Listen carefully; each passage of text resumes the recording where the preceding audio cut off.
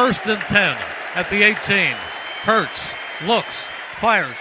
It is incomplete. Was it intercepted? Game's over. Let's see. It's intercepted. It's intercepted by Tony Jefferson, and the game's over.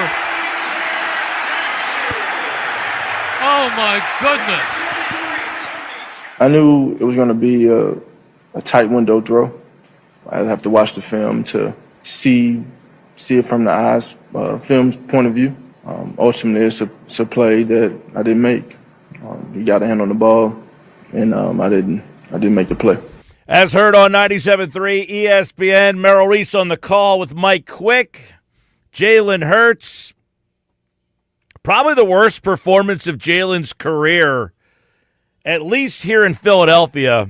This is the Sports Bash, 97.3 ESPN, the 97.3 ESPN free mobile app, live video streaming on the X platform, YouTube, at Mike Gill Show. I mean, what are we doing here? What was that last night? In a game, we talked about it yesterday. Must win? No. Gotta have? Yes. That's your effort. That's your performance. That's what you put out there on tape. I don't even know where to start other than Kyle Schwarber signed for 5 years on $150 million. You want to feel good? Schwarber's back. You want to feel bad? Watch the Eagles game again last night. That was dreadful. It was dreadful. And you could start from the first series of the game. 5 turnovers for Hurts last night. Now, it's not all his fault. I mean, you say it's the worst performance because of the 5 turnovers. It felt like... It literally felt like, as bad as he played, right, that this is the game where he plays terrible, but he makes the big play, right? It feels like, as bad as he's been, he's going to bail you out of this thing. You know, he's been terrible all game long, but he's going to get that first down run. He's going to make that big throw. And it never came, for a variety of reasons. He makes the big throw. Jalen Hurts made the big throw. A.J. Brown didn't catch it. Jalen Hurts made the big throw on a night where he was terrible for the most part. When push came to shove and they needed the play, he did step up to make it. There's blame to go all over the place. Jalen, 5 turnovers, 2 on the same play. Interceptions, carelessness with the football. Look, the last play of the game that's intercepted. Got to give the defensive player some credit. That's a great play. As Jalen said, there's a tight window there. I get it. That's the kind of game, though, where people that want them to take more chances then see that and say, that's why they don't take more chances. That game last night had everything in it that makes you wonder what Jalen Hurts is and what this team is. Does it have 2023 vibes all over again? Of course. I've been saying it for weeks. Last night was the Seattle game in 2023. It was a Monday night game. You went on the road. Hurts throws the interception to seal the deal. They lost that night 20-17. Last night they lose. But by the way, which is the score I think I gave yesterday, somewhere in right there, 22-19 or 22-17. I had the Eagles winning 22-17 or something like that. It went the other way around. But that was the Monday night game out in Seattle a couple of years ago, where your defense played great, your offense gave you nothing, and there's the end result. A.J. Brown, first play of the game, drop. Play's got to be made. A.J. said, I had 3 plays I'd like to have back last night. 3 that he would like to have back last night. All of them result in big plays. Play to start the game, the touchdown that's thrown in there like a loaf of bread. He had a rough night at the office. For a guy who causes so many problems, you got to make all 3 of those plays. All 3 of them have to be made. Again, it's not absolving Hurts. He had a horrible night. He made bad decisions. He was erratic. And you watch that game. Justin Herbert's playing with a broken hand. And it's not that he had a great night, but there were moments when his team needed him. What did he do? He used his legs. He extended plays. He ran for first downs. Jalen Hurts is unwilling to bail his team out when they need his help. Jalen Hurts is unwilling to use his legs in the way that got him paid. We talked about this yesterday. You're the quarterback that wants to get paid. You run and use your legs and make great plays and extend drives and all these things to get you paid. And then once you get paid, you no longer want to be the guy that you were when you got paid. And Jalen Hurts last night, how many moments were there where, hey, it's third down, they need an extender, take off, go. You got the first down. Unwilling to do it. There were so many times in that game that, how many times did you hear Troy Aikman last night basically just saying, look, this guy's missing guys all over the field. And we talk about it all the time. Guys over the middle of the field. This guy's running wide open. Aikman last night was like beside himself. He's like, look, I don't want to keep calling this out, but there's a guy wide open here. I thought Jalen Hurts had a real rough night, and that's not saying something that not everybody else already saw. He had 5 turnovers in the game. 5. And the fact that they were still in the game and should have won it with his 5 turnovers. Most by an Eagles player since 1978. He's the 4th reigning Super Bowl MVP to have 5 turnovers in a game since 1978. He's the 2nd reigning Super Bowl MVP with 5 turnovers and no touchdowns since 1978. And he joined Terry Bradshaw in 1979 to do the deed of 5 turnovers and no scores. He became the first Eagles player with 5 turnovers in a game since 1999. He's the first Eagle player to throw 4 interceptions in a game since 2012. You catch my drift here. He did not play very well. That said, there's plenty of blame to go around. Now listen, you can start with Hurts at the top of the food chain.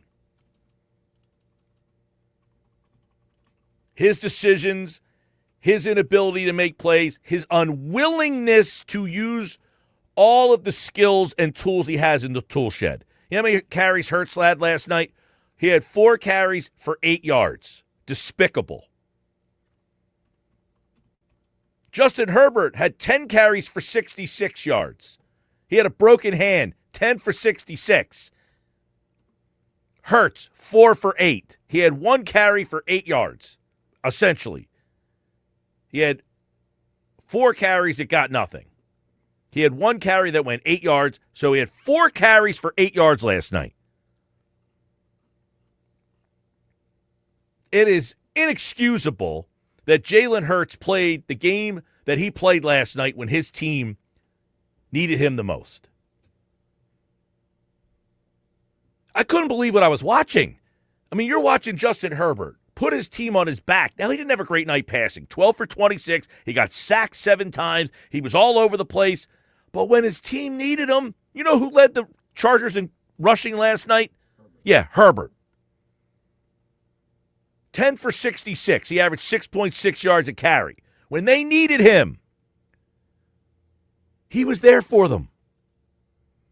You know, my buddy texted me last night, oh, Herbert puts it right in the breadbasket. No, he doesn't. He was 12 for 26. He was all over the place.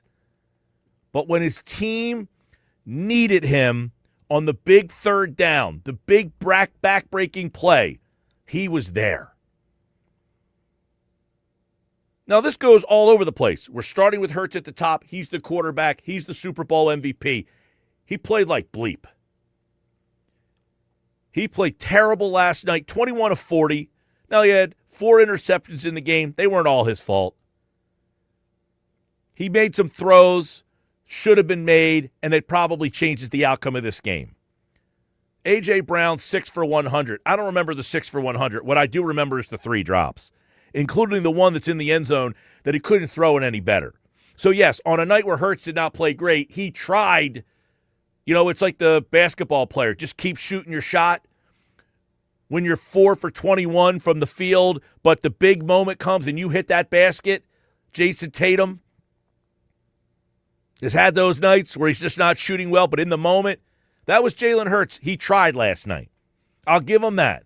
He tried to make up for not running, not being a part of the game, and not having a good night. A.J. Brown, 6 for 100. Okay, he got his, but when I needed you the most, where were you? Hurts is at the top of my list. 2. Brown is at the top of my list. 2 stars, didn't get it done. The offensive play calling and game plan last night was rough. Petula had a tough night at the office. Now, they ran the ball well. 20 carries, 122 yards for Barkley. Here's the problem. You're down on the 2-yard line. The 2. What happens last year when you're on the 2? I think people would be putting mortgage payments down that they would score a touchdown running the football. Hurts, Barkley, tush push, something. Right? Something. You're on the 2. They run the ball on first down, they get a yard. And then what do? On second and third, they try to throw. This team, who, by the way, finally ran the ball well last night. Finally ran the ball well. Now, what did they run the ball well? When they ran it behind Mailata and Dickerson. I got an idea. How about we try running behind those 2 guys more instead of Steen and Fred Johnson? But last night, it is 1st and goal at the Charger 2. Barkley up the middle for no gain. Then it's 2nd and goal at the Charger 2. You get a touchdown that gets nullified by a holding penalty. Now it's 2nd and goal at the 12. Incomplete pass. 3rd and goal at the 12. Incomplete pass again. Hurts gets sacked. Fumbled the ball. That play was bonkers. You end up kicking the field goal there. The team's lack of confidence that they can run the ball is killing them. Throwing a missed field goal last night, huge play in the game. You end up getting an interception, right? The interception from Adoree. Adoree Jackson gets the interception. And then they tack on 15 yards for an unnecessary roughness foul. They give you that, and you miss the field goal. Jake Elliott is feeling the 2023 vibes. In 2023, he sucked. And right now, he stinks. That field goal last night, it's not like it's one of these ridiculous 63-yarders. It's a 48-yard field goal, and he missed it. You know what the difference in the game was last night? That field goal right there when you look back. So many moments in the game, they have a shot to win. And the turnovers and the mistakes have just absolutely infiltrated this crew. This crew cannot get out of its own way right now. This crew cannot get out of its own way. So many bad decisions from Hurts, so many missed opportunities, A.J. Brown, such a lack of confidence in the play calling. When we say what's the pie chart, there you go.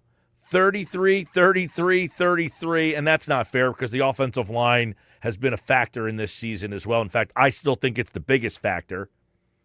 But last night, you got decent play from the offensive line where you did have a running game and you still didn't have confidence in them. Their guy got sacked 7 times. But you know what? He kept coming back and coming after you and coming back and coming after you. And when they needed him to, what's the big plays in the game?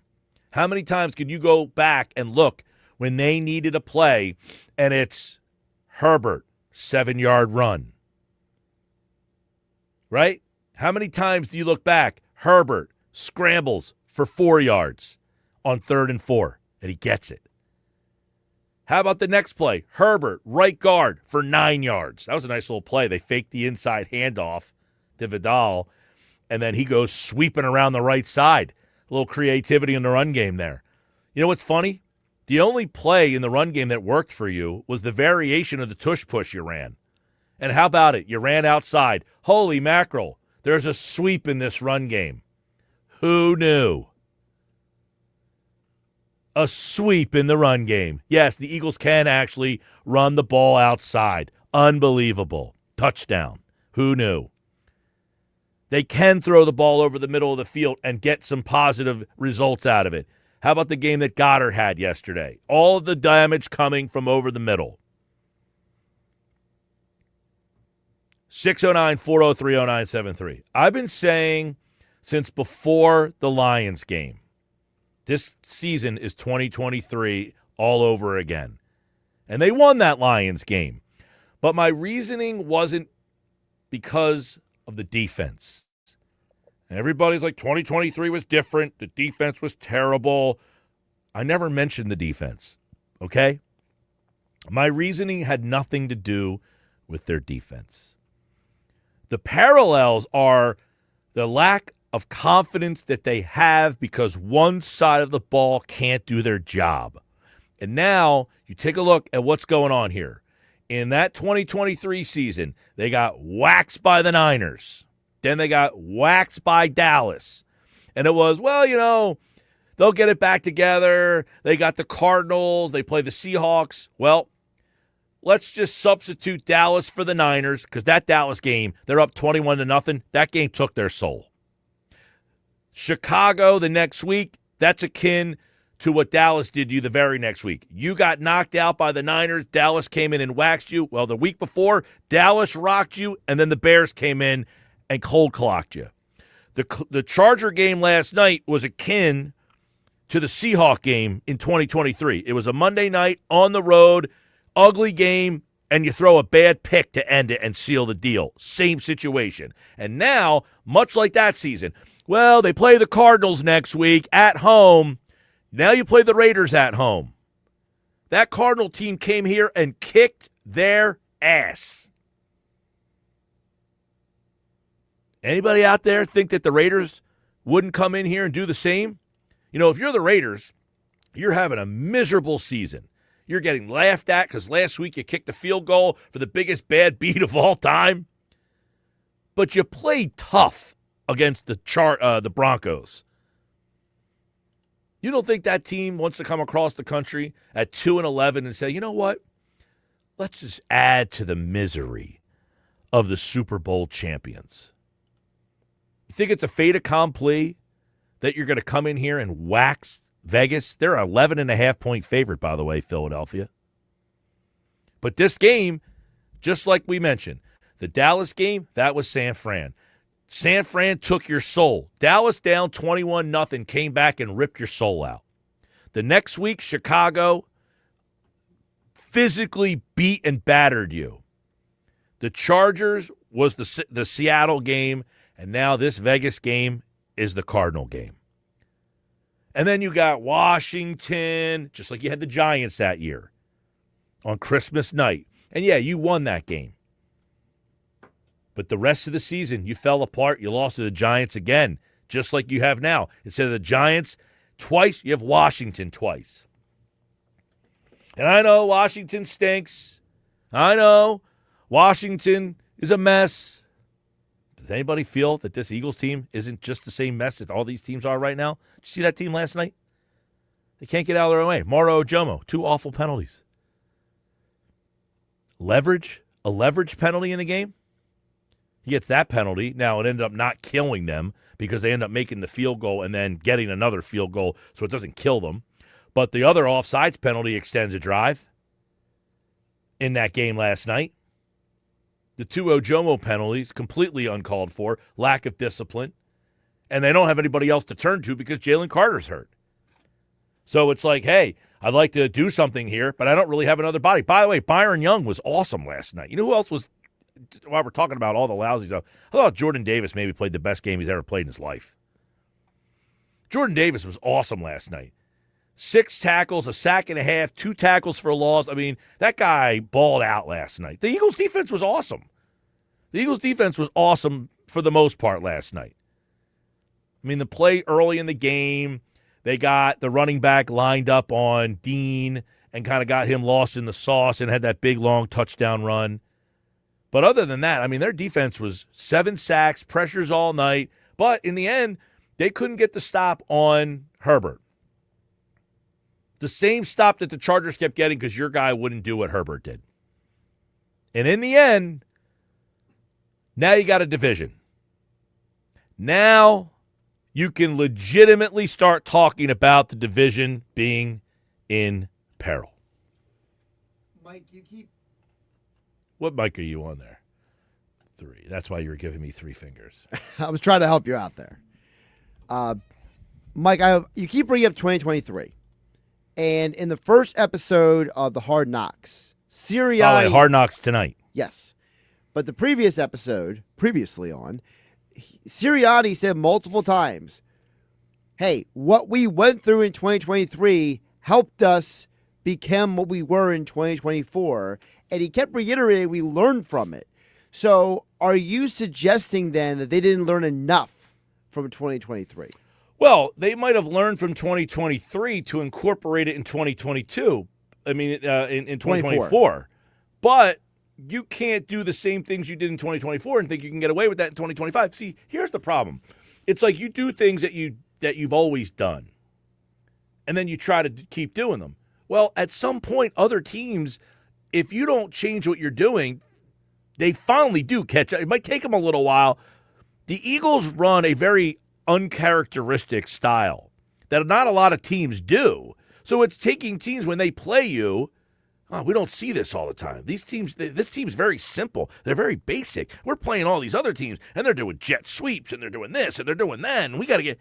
But when they play the Eagles, it's almost like you have to simplify it and go back to basics. And the Eagles have been getting by on that for so long. Well, now these teams are saying, wait, I've seen you enough. This has been 4 years of you doing this. I think I figured you out a little bit here, and they have to now evolve from it. But then you kind of answered my question then, that they didn't learn because they had a simple offense in 2023, and it came back to bite them. They have and then they added Barkley. They promoted a guy from in-house in 2023. They did it in 2025. So to me, the similarity between 2023 and this year is not as much about making the parallels. To me, Mike, it sounds more like this is a team and organization that didn't take what happened in 2023 seriously. Well, last night, a number that stands out. The Eagles in shotgun, 51 plays, 4.2 yards per play, 2 yards a rush, 5 yards a pass, 4 interceptions. In the 15 plays they went under center, 10 yards a play, 9 yards a rush, 16 yards a pass, no interceptions. Sound like maybe one way's working better than the other? And it's not just last night. It's been this way all year. And there are other people who have pointed this out all year. 51 plays in the shotgun. 51. None of them work. 15 plays under center, a first down every single play. 10 yards a play, that's a first down on every single play. If I saw those stats, and I was the coach of that team, and I saw those stats, I would literally walk down and say, you are fired. I don't care how good of friends we are. If you can't see these numbers, and I had to wait until Warren Sharp puts them out from @SharpFootball. But that's part of the problem, Mike. There are a lot of people who have been saying this has been an issue with the Eagles offense for a while. And we heard Jeff Saturday was the latest person who played football to reiterate that this morning on ESPN. when they get Jalen Hurts under center and he's playing in rhythm that way. They are a much more effective passing football team. They will also be better as it progresses in the run game. They are not going to be the same offensive line they were last year. We don't know about Lane Johnson. Dickerson, you saw him playing. He's getting pushed back by small body guys, right? So he's banged out. He's trying to fight through it. Juergens has been banged up. So they have reasons, not just excuses on that side. But they are good enough to produce. Jeff Saturday, they need to go under center more. Something Vic Fangio said last week, though, that sticks out to me and stands out big time. Okay? And it's why today I do put the blame a lot on Kevin Patullo. Now, I don't think he was, call this, that, the other thing. Execute. You got to execute. Got to execute. They didn't execute last night. So if they execute, some of these play calls work. But there's enough trends to say he's not following the trends. And there's something Vic Fangio said last week. Something Vic Fangio said last week that got swept under the rug too much. We're going to play that coming up next. Kyle Schwarber signs. He gets a 5-year, $150 million deal. By the way, Rob Thomson has also signed an extension. For all the Rob Thomson people out there, Rob Thomson has signed an extension through 2027. Text board blowing up right now. I'll try my best to read and to react to as many as I can. But when we come back, something Vic Fangio said, coupled with the stats I just gave you, basically says to me, if I'm Nick Sirianni, I only have one decision I can make here. More Sports Bash coming up.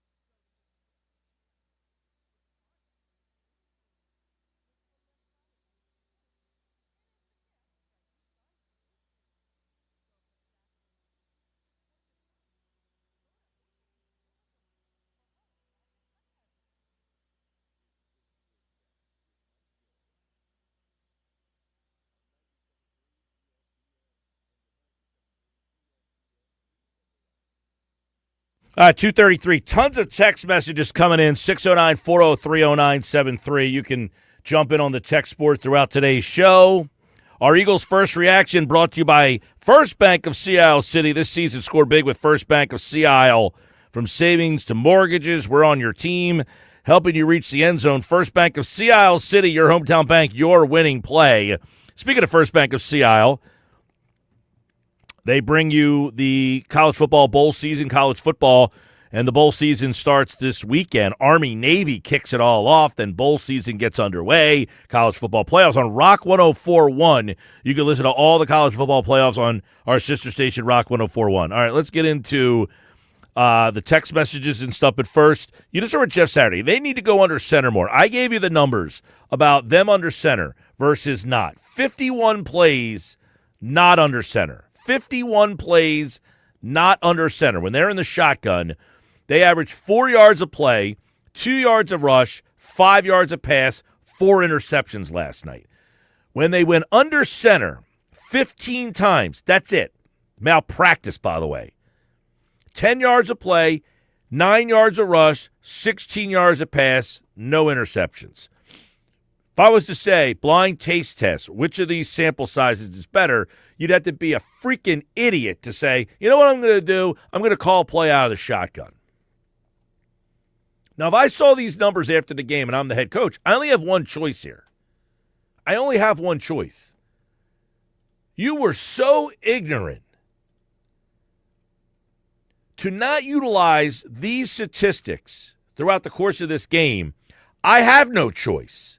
I don't want to call the plays, but you are so inept right now that I don't have a choice. And then on Tuesday last week, your own defensive coordinator gave you the answers to the test. He's the coordinator. He sets the defense. Here's what he said about teams that go in shotgun versus teams that go under center. Well, I think anytime you're under center, it does help some of your play-pass game as far as the defense diagnosing it or not. When they're in the gun, it's a little bit easier, but not significantly. But just being under center, I think, puts a little bit more indecision for the defense. Puts a little bit more indecision for the defense, being under center. Your own defensive coordinator is telling you, when I'm diagnosing the play, it's harder for me. And I got news for you, Kevin Patullo. I'm a hell of a lot better than you are. So for me, when I'm trying to diagnose, I have a harder time when you go under center. And then you actually had success when you went under center. Instead, you obtusely, is that a word? Obtusely. I can verify that as a word.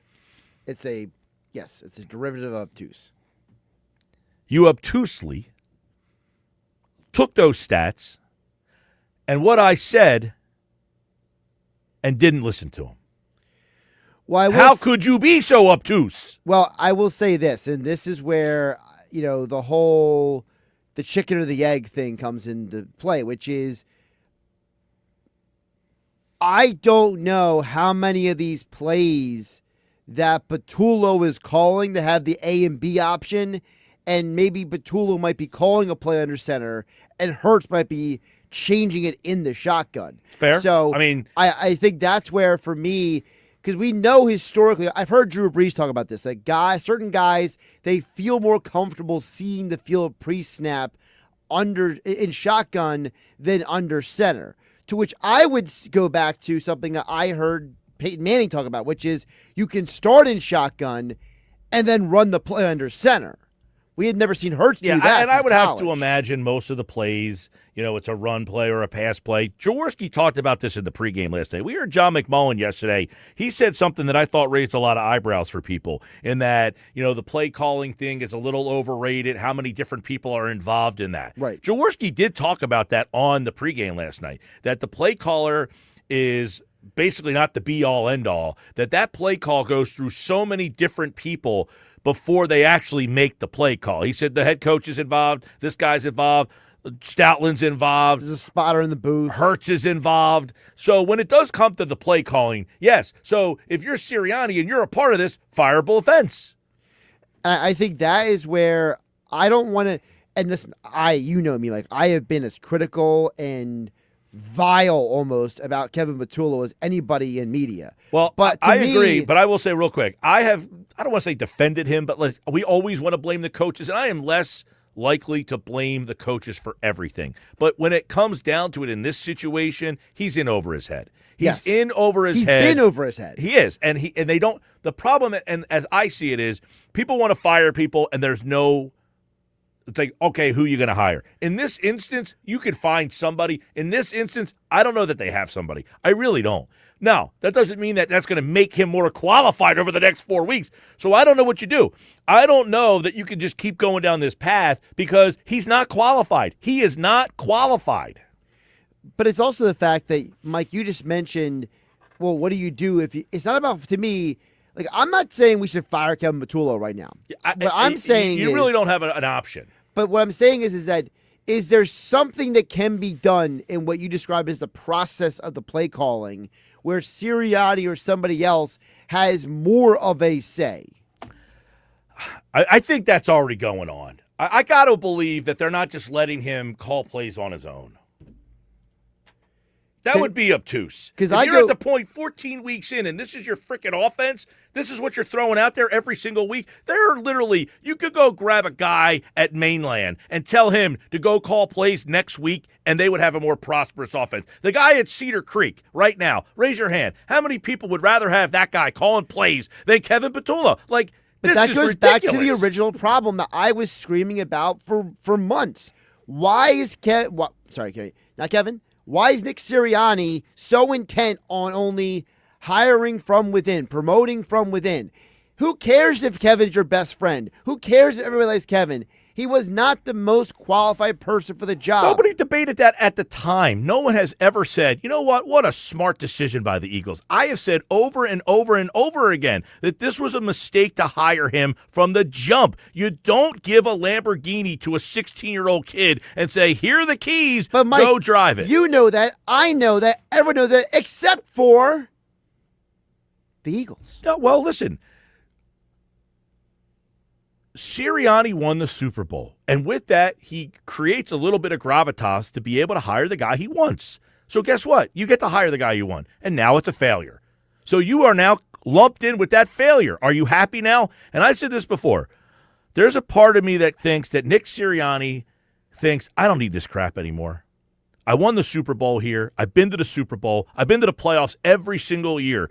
And people are still going to question me. Yeah, I'm going to hire my buddy, and if it gets me fired, so what? I'll go get a job someplace else. But that's a poor attitude then. Doesn't matter. Because that doesn't means, matter if it's a poor attitude. The attitude is, I won the Super Bowl, and I'm being questioned. Yeah, that means that your ego is more important than winning games. I'm not saying whether it is or not. I'm just saying he hired the guy that he wanted to hire because he got to a level that allowed him to do so. He is living and dying. And listen, we've all been gone down a road, I'm sure, in our lives where you hired your buddy and it backfired on you, right? That guy you grew up with or that guy that you knew and that guy you vouched for and that guy that you vouched for blew up in your face. Well, right now you're watching it. You're watching it blow up in his face, and it's gone so far that he can't fix it because he doesn't have a way out to fix it because I don't want to be the guy that fixes this guy's problem. Right? We all have the friend that you're like, dude, I've known this guy my whole life. I know he's an idiot. And yet, I vouched for him. And now I look like the idiot for it. And I did all this good. I won the Super Bowl. I've done nothing but win. My resume is one of the greatest. In fact, what did Aikman say last night? That over the first 4 years, he said, Sirianni has probably the best resume of any coach in the history of the game. And yet, he allowed himself and has allowed himself and is continuing to allow himself to go down this road. Listen, I don't blame Patullo for all this. Not like he calls plays, they're not executing.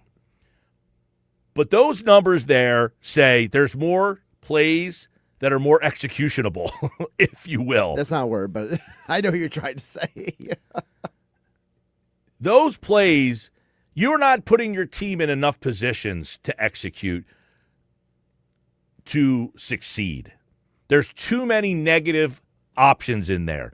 And then, again, I go back to Patula is in this mode where he's like the guy who in college put $100 on the John Madden football game against his buddy and doesn't have the $100 to spend on the game. So he is trying to call the best play every single time, and he just keeps losing yards until he's broke. And he has to call Dad and say, hey, Dad, I screwed up again. What'd you do this time? I bet my buddy $100 and I don't have it. That's Patullo. He doesn't have the answers because he's not qualified. Now, that doesn't mean he's always not qualified. If they executed better, some of these things would actually work. There was plenty of plays last night that were there to be made. Well, that's why I thought this was interesting what Jalen Hurts said after the game last night, because he was asked about Nick Sirianni being more involved in the game planning this week. And I thought what he said about Sirianni and then the team's execution was a very interesting insight. I'm looking forward to seeing if this is brought up on the Hard Knocks tonight. I mean, we had a lot of opportunity out there.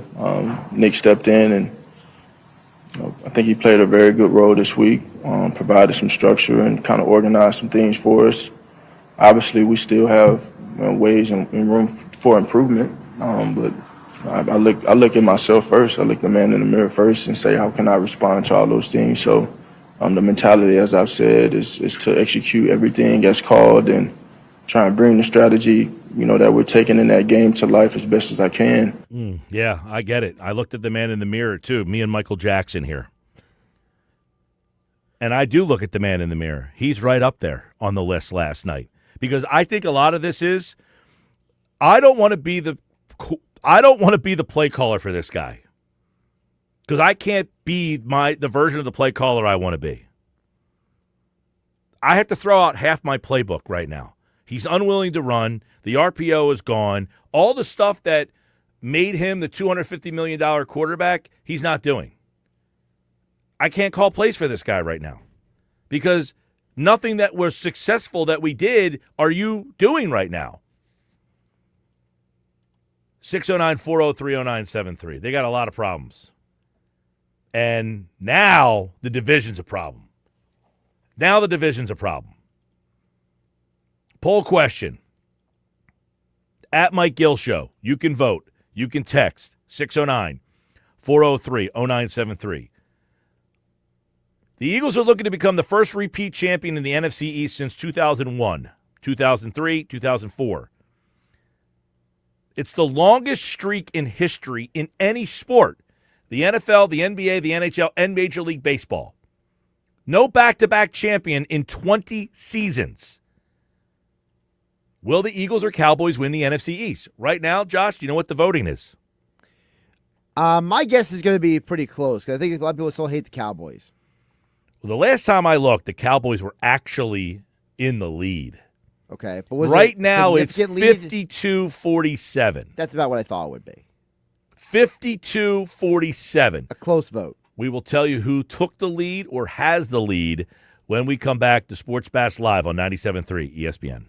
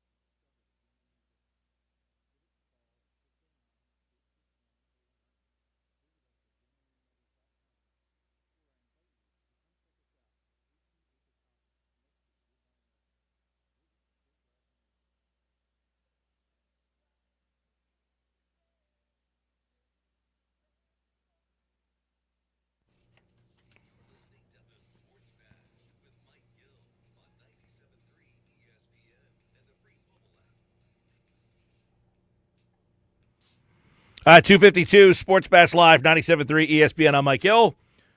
Johnny Mack coming up at 3. Mosher at 4. Sal Pal at 5. Casey Joyner 5:30. One thought every game. Your thoughts? A lot of text message. By the way, let me update the poll question real fast. Will the Eagles or Cowboys win the NFC East? Right now, you can vote at Mike Gill Show on Twitter X. It is 53-46. 53% say Eagles, 46% say the Cowboys. So, obviously, people are starting to believe that the Cowboys can catch you. 4 games left. Down the stretch they come. And the Eagles lead the voting 53-46. Will the Eagles or Cowboys win the East? That's what we have there. All right, what do we got on the text board?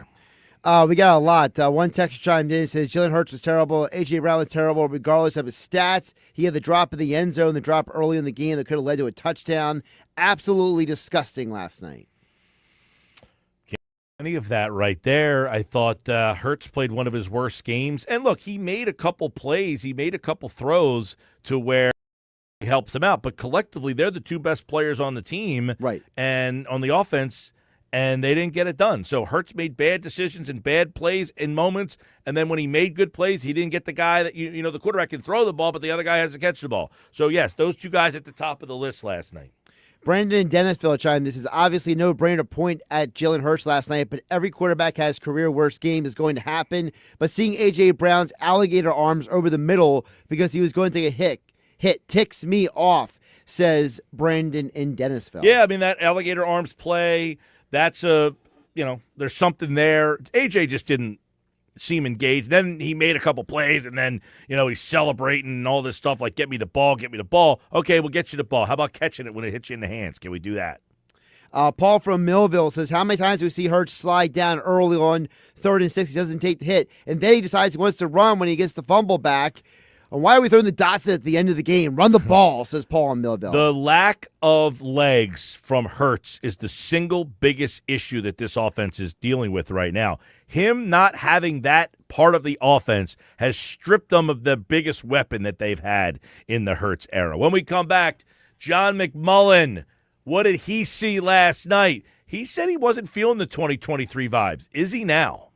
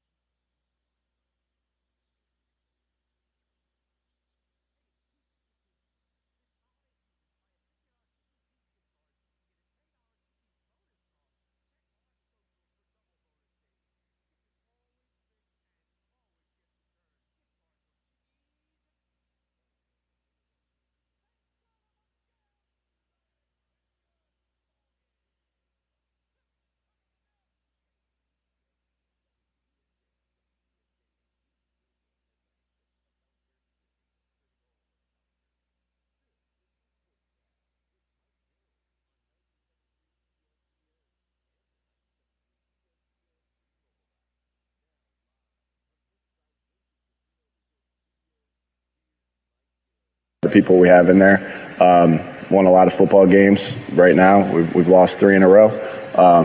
So, again, I saw a great week of preparation. And I'm confident in the coaches that we have, the players that we have, the owner that we have, the front office that we have, that we're built to overcome. And we know how to do that. And again, but it's going to start with a week of, this week and get back at it, right? And so we'll drag ourselves through the mud on the plane ride home, look forward to watching the tape, see what we need to fix.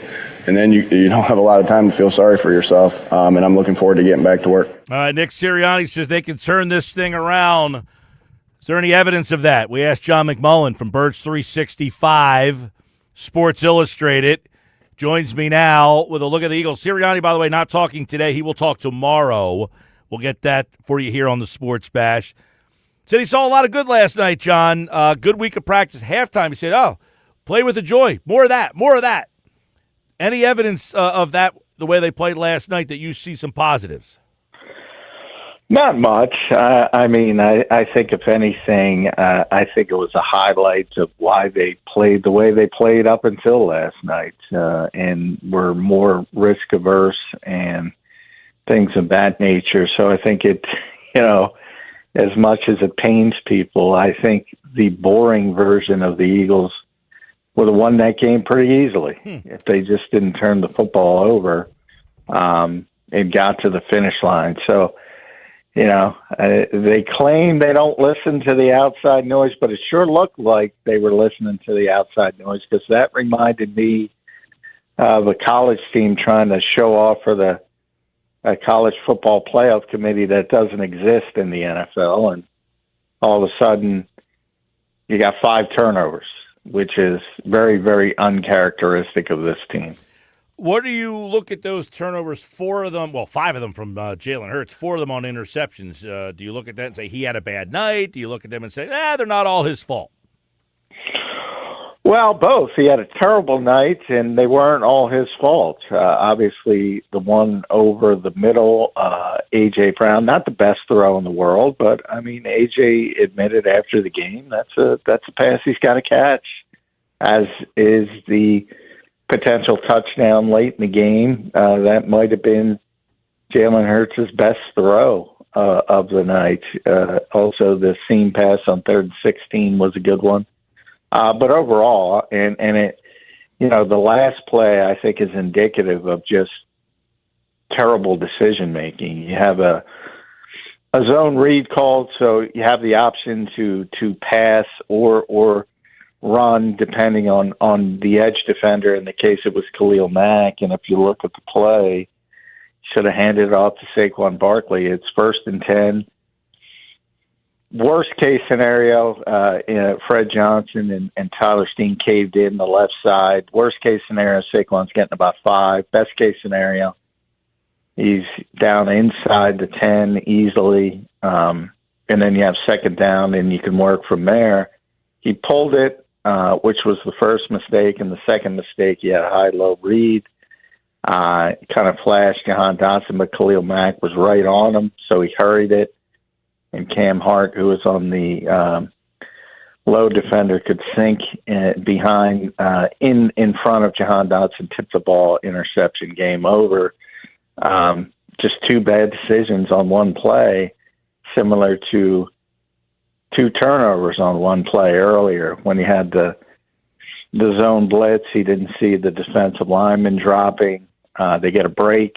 Defensive linemen are not used to carrying the football. Will Shipley causes the fumble. It goes right back to Jalen Hurts, and he fumbles it.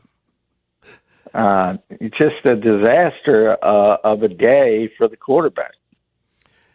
Yeah, he had a rough night at the office. Now, that being said, he did make some throws where A.J. drops a couple passes. He said he would like 3 plays back. So they all have something here. What do you make, John McMullen, of – I'm sure we've all seen the Warren Sharp break down those numbers. Under center versus shotgun.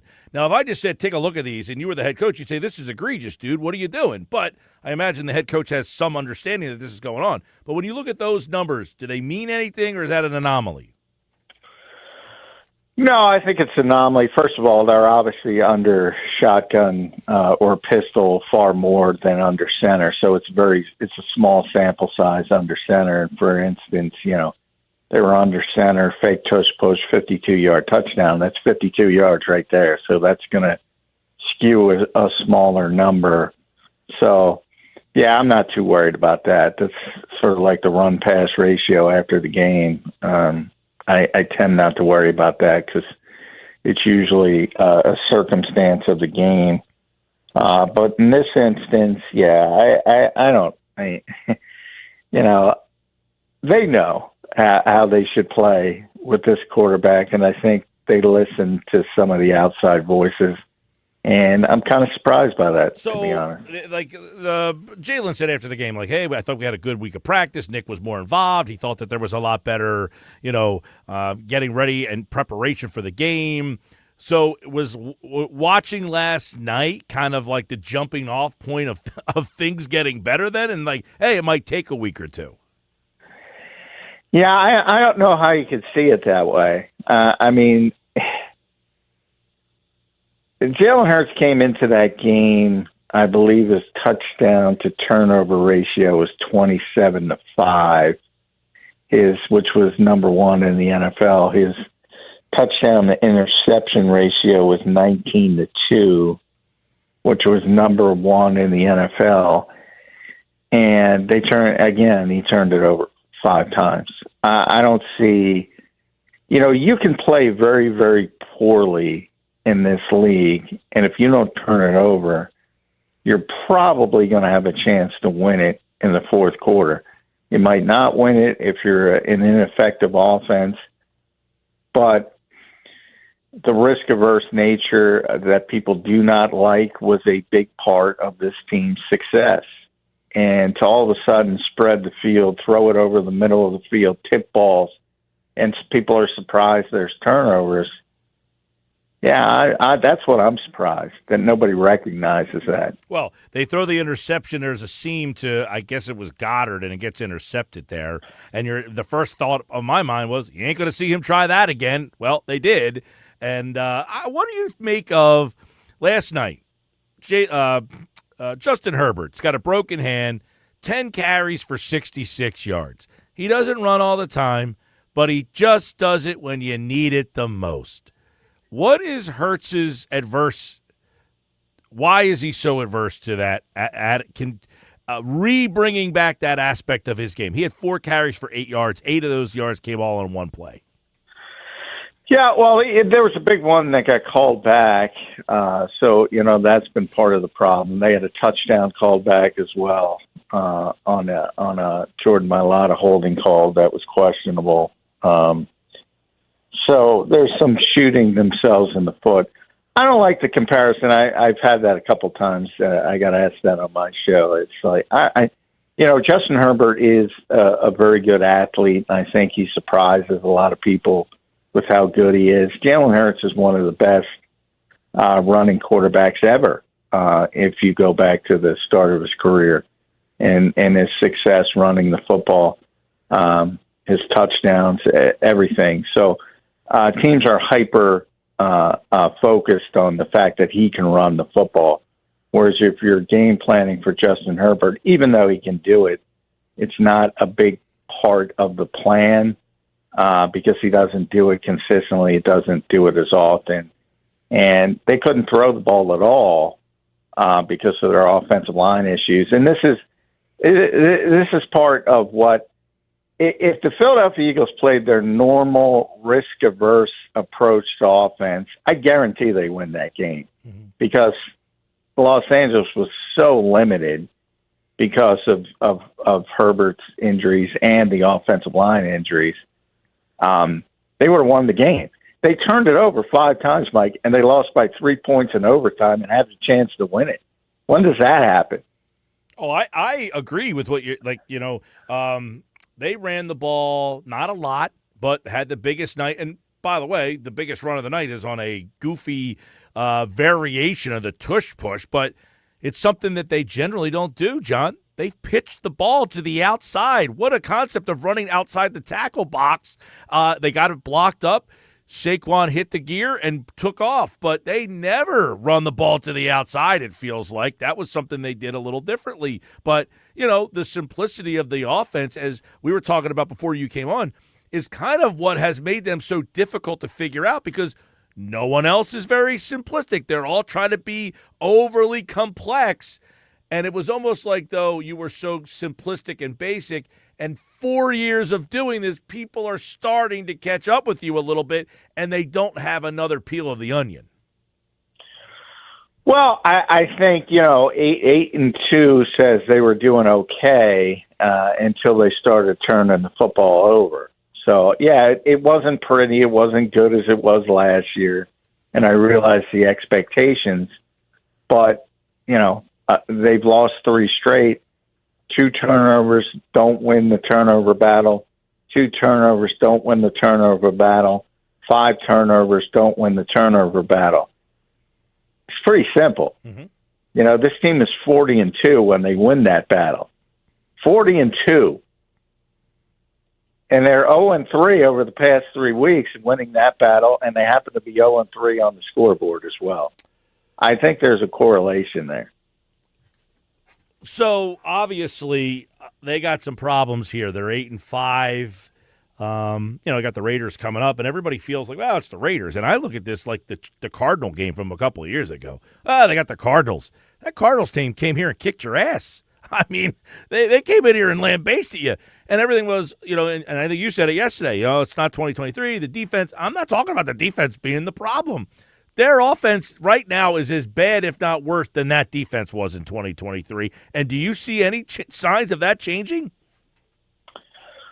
Well, I don't think it was as bad as that defense. They came in 24th, so it's not great by no means. I'm not trying to say the offense is great, but there are far worse offenses. If you see Cleveland, if you see Tennessee, if you see Minnesota, far worse offenses around the NFL than what you're seeing from the Eagles. That defense in 2020 was the worst by the time the season ended, the worst in the NFL. You point out that Arizona game. I think that Arizona game was, if I'm not mistaken, I don't remember the exact score, but I believe 38-35. Yeah, 38. The offense was great in that game. Like, people forget, it was complete, and there were a couple spots where the offense was really good, and people forget that because the defense was so bad, they were losing the game. It was completely an offensive breakdown, a defensive breakdown at that point. Now, if you want to make the comparison between that defense and this offense, yeah, last night they looked like that because of the turnovers, but they haven't looked that bad. They've looked bad. John, they averaged 13 points a game over the last 5 games now. They look bad compared to the expectation. Well, again, I kind of look at it in the 3-game losing streak. Again, it's been the turnovers. The turnovers have impacted them. When they don't turn over the football, they generally win the game, or at least when they win the turnover battle, they win the game. Now, it's not as simple as that, but if you don't turn it over, as I said, and you have a good defense, which the Eagles do, and they faltered a little bit, obviously, against Chicago in the run game. Everybody struggles against Dallas and Dallas, so I didn't take too much concern about that because they have a very good offense. But when they don't turn the football over, they're going to have a chance to win the game in the fourth quarter, and generally they've been very good at doing that. Now when they're trying to get out of context, I happened to see a clip with, I guess he was on McAfee's show, Dan Orlovsky, saying he loved what the offense did last night. And I was just shaking my head.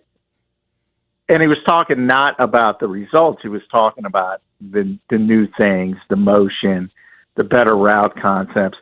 I'm like, what are we doing here? What is the goal? Right, because it looked more Jalen Hurts on you. Right, because it looked more aesthetically pleasing. It looked like a disaster. I agree. I'm watching that game last night thinking, what are you doing? And I don't know, was there more creativity in the pass game, and was there better routes? I don't even know what I was watching last night.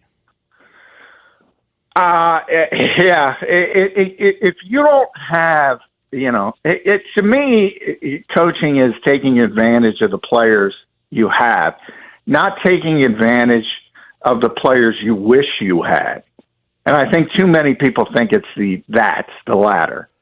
Well, they're their own worst enemy, John, because of the fact of the talent that they have. It's always every conversation of their struggles also starts with, you got Brown, you got Smith, you got Barkley, you've got Goddard, and you're like perplexed as to how you can't just roll out of bed and score 20 points. Okay, I remember being on your show and saying you should score like 20.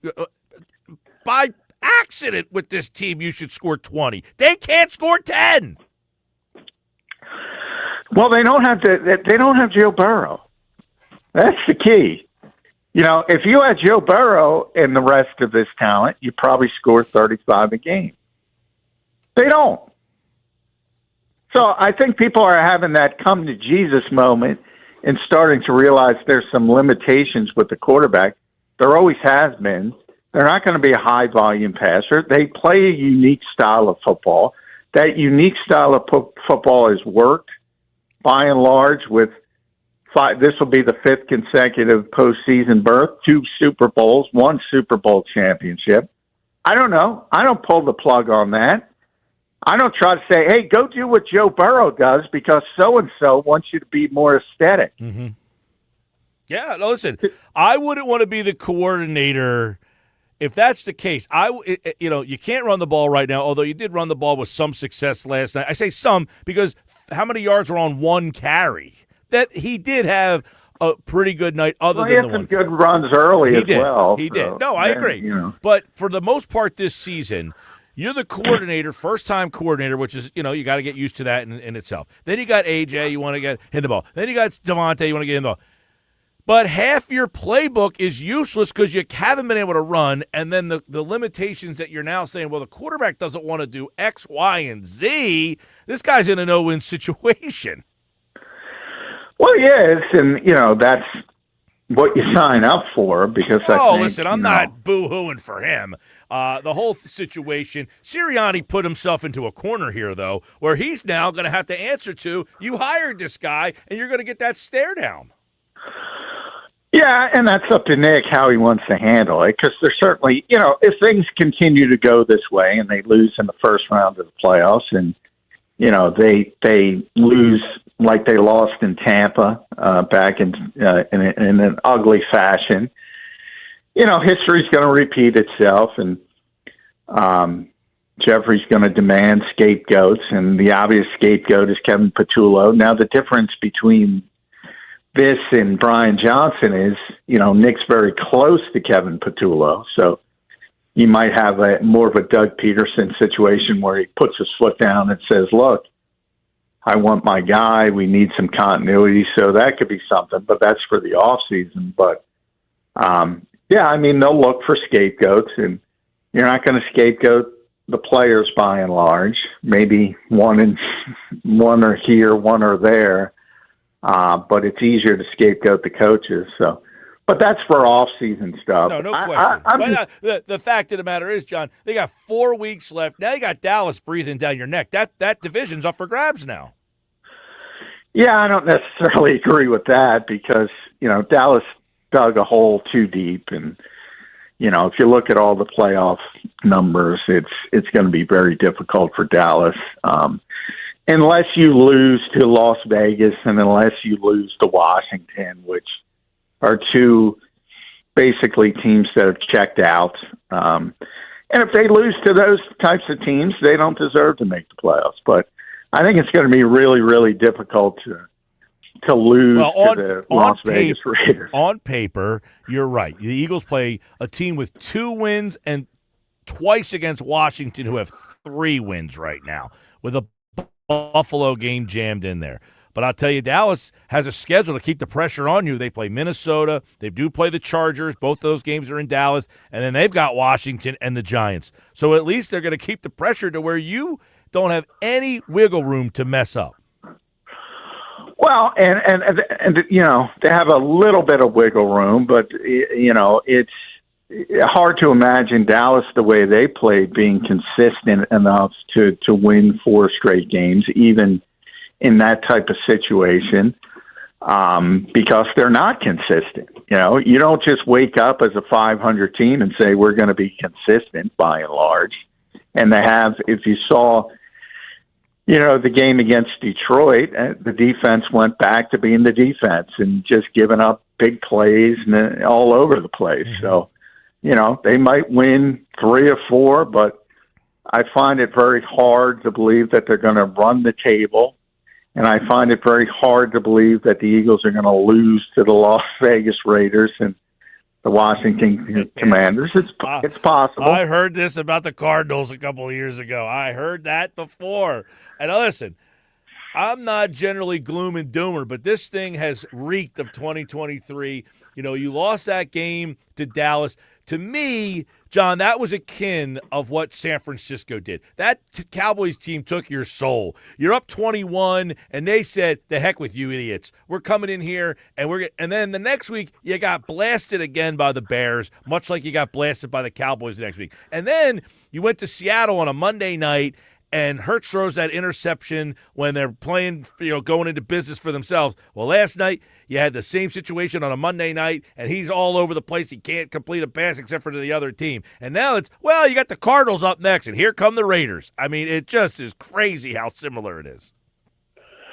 Well, I think that Cardinals team is like the 85 Bears compared to this Raiders team.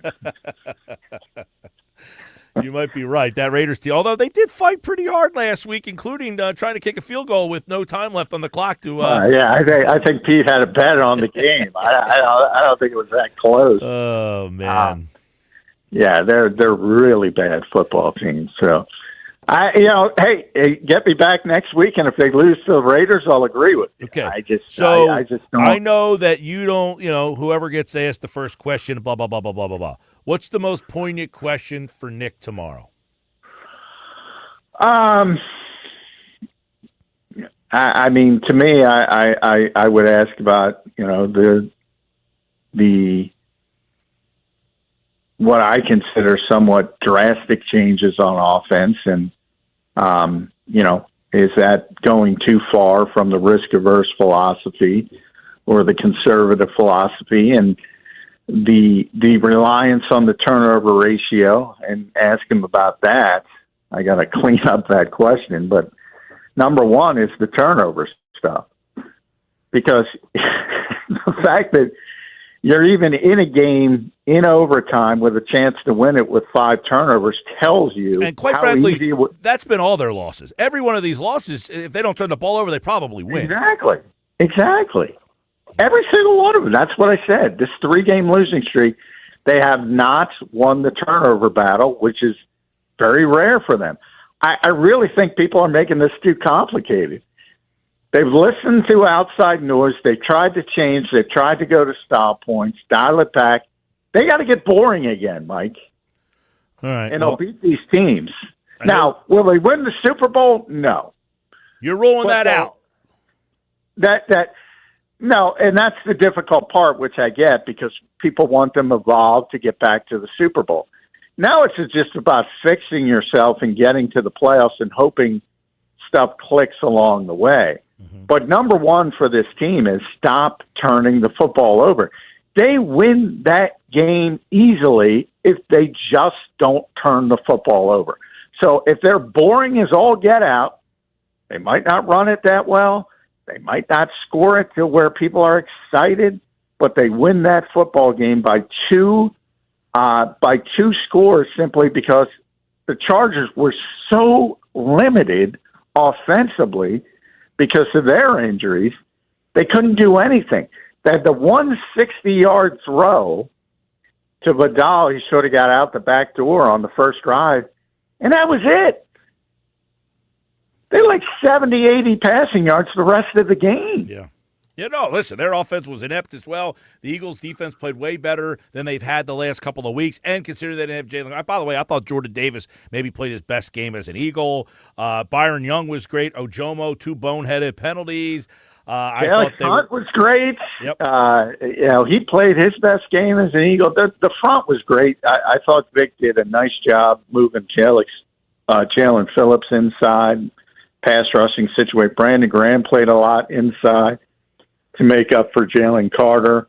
Other than that first drive where they let Vidal get loose, I thought it was a tremendous performance by the defense, and that's what I'm saying. You're going to coast to the win if you just play the normal style of Philadelphia Eagles football that nobody likes.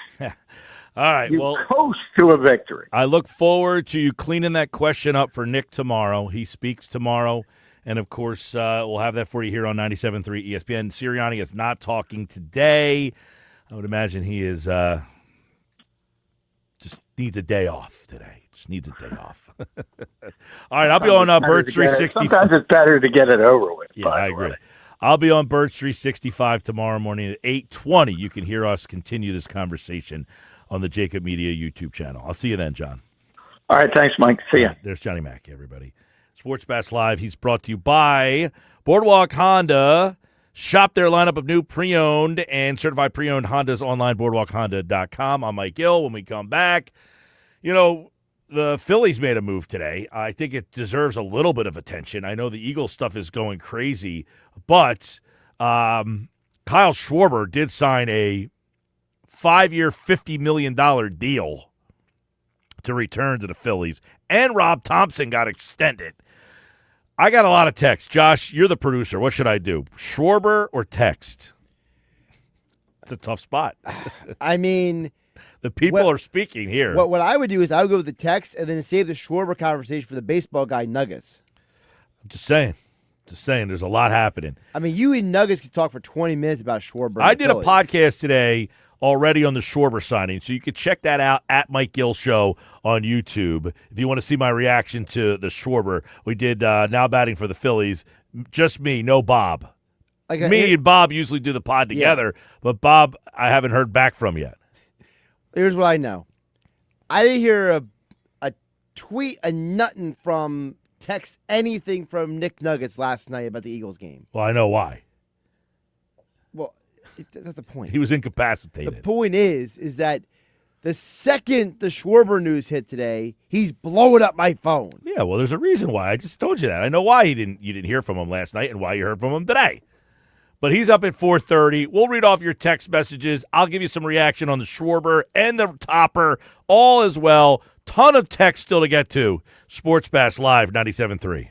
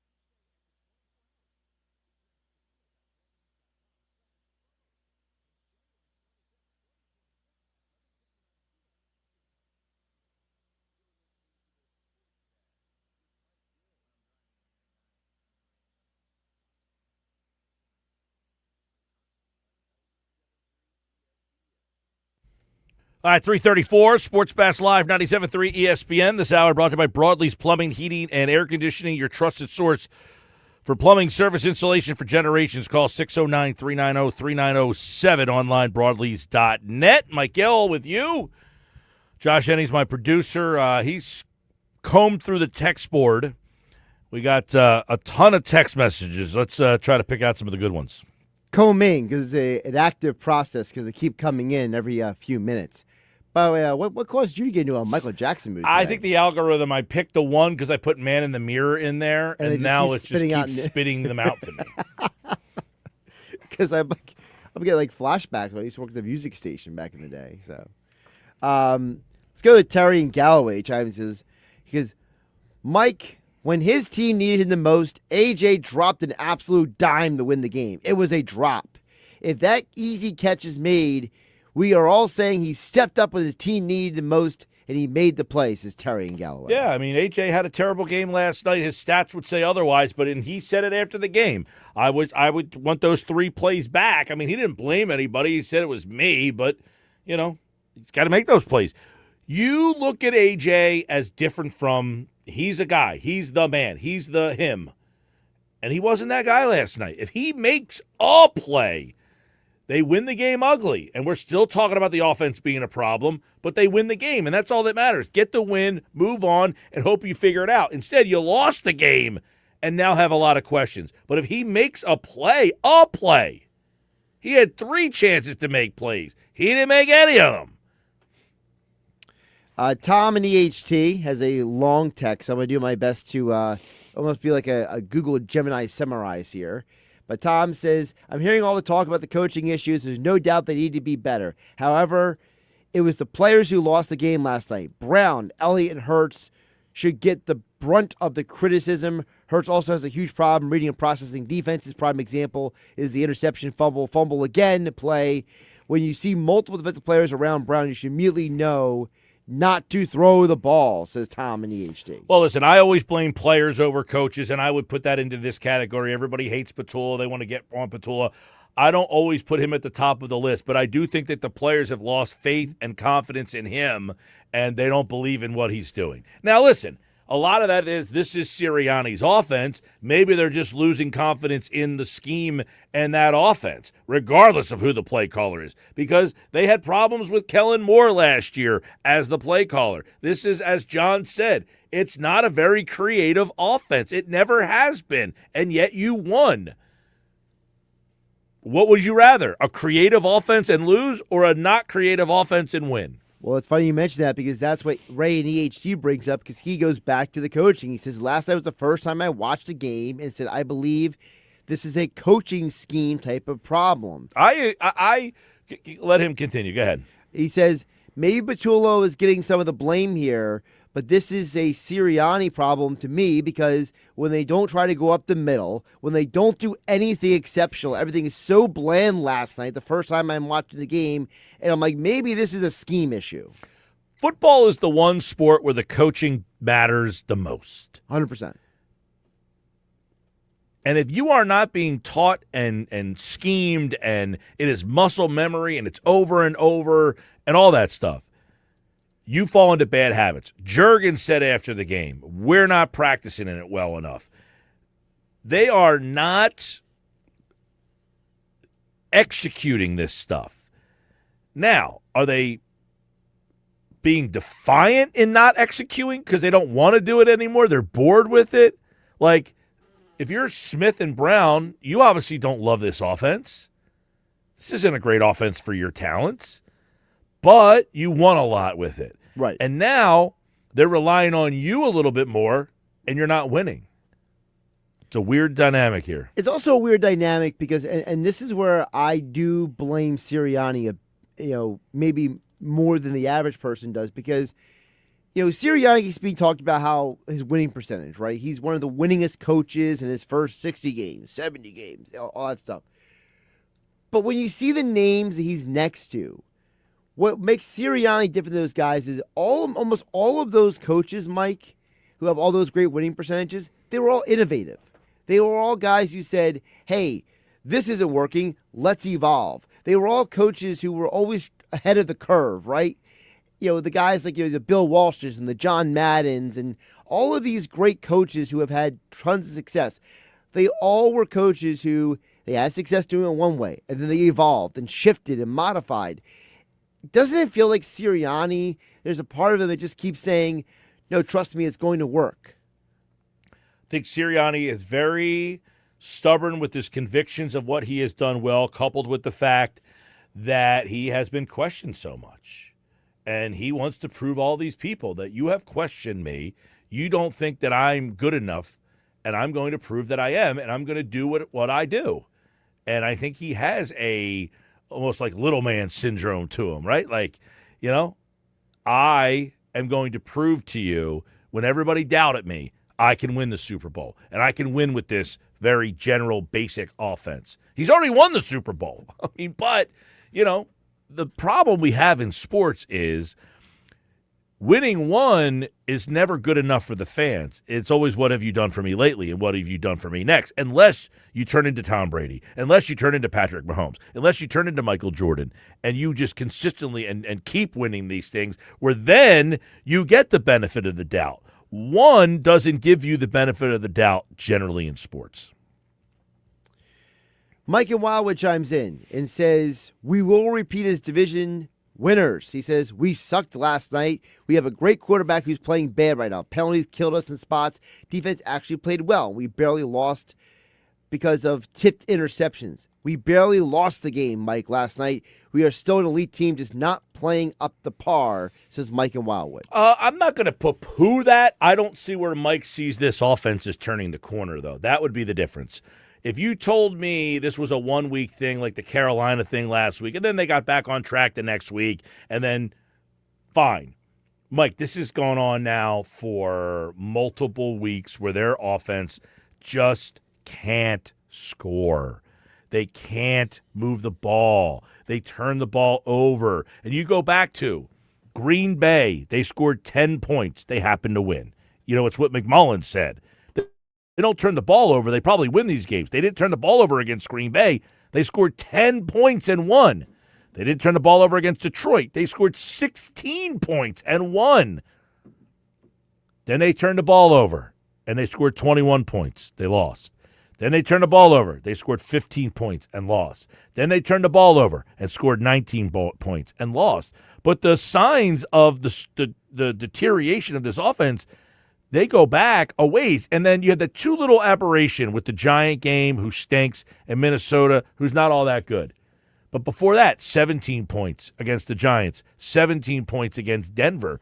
Then you had the Tampa Bay and the Rams games where you had like a blocked field goal and a blocked punt to help you score points. The offense has been a consistent problem all season long. Alex at Mays Landing chimes in on the text board at 609-403-0973. Alex says, yes, they need to be under center more for sure, but also how many times did they call a receiver screen last night? How many times they've scored a receiver screen? Every night. All year. He says, this offense is too predictable. I was screaming at the TV. If I knew the play was coming, obviously the Chargers defense would too. Need to change with 3 exclamation points. Alex is Landing. They have zero creativity when it comes to the short game. Hey, we need a dump off. The one play that I loved last night, and I talk about this all the time, they threw a short little pass to A.J. Brown. He made a guy miss. He got a first down. Yep. And I say it all the time. Just throw the ball to A.J. short and one-on-one and make someone tackle him. Nobody wants to tackle that guy when he's got a one-on-one proposition. And if they tackle him, fine, shake his hand and say you're a better man than me. But last night you threw a ball short to him, and he makes a man miss and gets straight up the sideline for a first down. Dan EHT chimes in and says, sustained success is difficult. The Eagles are trying to be last year's team. That's impossible. That was a top 5 team in NFL history last year. Can't repeat that. Well, listen, I would say you are right. And the concern was going to be, how are you going to replace Sweat and Milton Williams and Darius Slay and Chauncey Gardner-Johnson? And that hasn't been their problem. How do you replace the guys they have that were, here last year on offense? That's mind-boggling. It's also mind-boggling that it's not like they overtly replaced those guys. They did so much filling from within. You know, it was Keely Ringo, it was Kevin Batullo, it was Tyler Steen. It was a lot of, promoting from within, and it looks like promoting from within didn't work this time. No, and listen, I get it. Like, they have had a great track record of drafting and next man up and all that stuff. So, like, you draft Steen in the 3rd round, and it's his turn. It's his time. You can't predict that he's not going to work out. You have to give him that opportunity to show that it's not going to work out. And they brought Becton in here, and the Becton thing worked out well, but they had their guy. Becton just happened to fall into their laps. That wasn't something that was part of the progression of building the franchise. I think they've done a great job on defense of replacing Milton Williams out, Moro Ojomo in. Ojomo leads the team in sacks. Yeah. Now, he had 2 bonehead penalties last night, but, he leads the team in sacks. He's basically giving you what Milton Williams does. You lose Josh Sweat. Jalen Hunt, I don't think has been quite Josh Sweat, but he's in done a good job. Yeah, he's done a nice job. He hasn't, Well, that's why I didn't name those 2. I was specifically naming other positions, like the outside corner spot, the right guard positions where it's been much more brutally obvious that it's like, wow, this has not worked out as we thought. Yeah, 609-403-0973. You can react, 609-403-0973. Text board is open over there. Coming up, we've got today's edition of the Unsportsmanlike Moment of the Day. You'll hear that.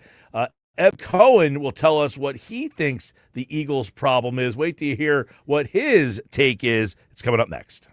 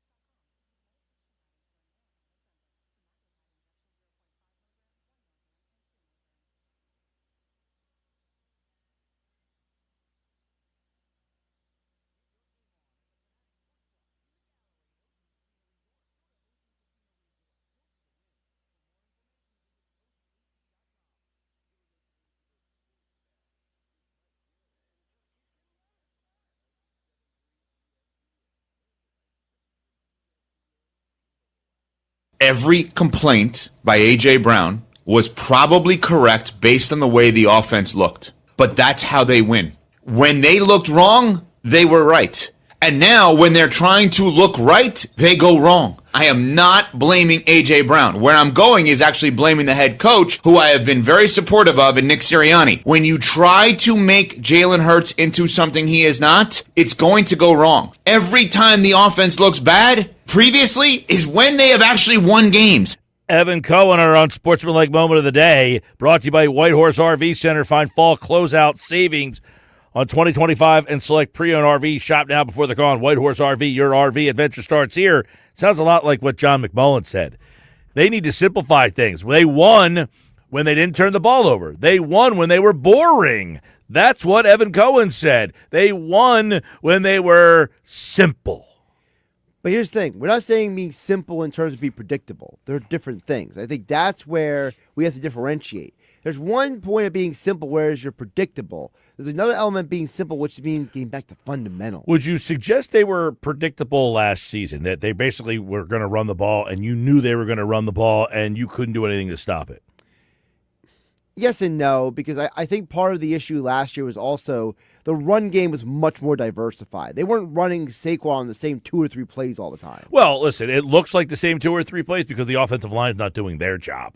So it's easy for us to look at and say, it looks like they're doing the same thing. Well, that's what happens when your right guard gets blasted 3 yards into the backfield. It looks like the same play because you can't go anywhere.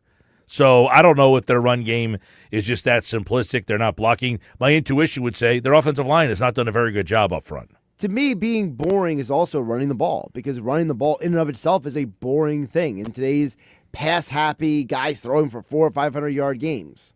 Sure, but they won by being boring. They Right. won by being simple. They won by being basic. They won by being non-conventional, unconventional. Unconventional, yeah.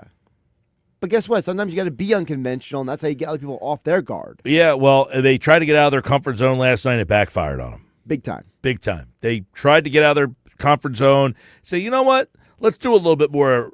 Let's add this wrinkle. Let's try to do this. Let's do what everybody wanted us to do. Let's throw a little crossing pattern, something over the middle, down the seam, all those things. And it resulted in 5 turnovers and a loss. Should they stick to the basics? I say the fundamentals. I don't think their fundamentals are very good right now. No, they're not. That's a huge part of the problem.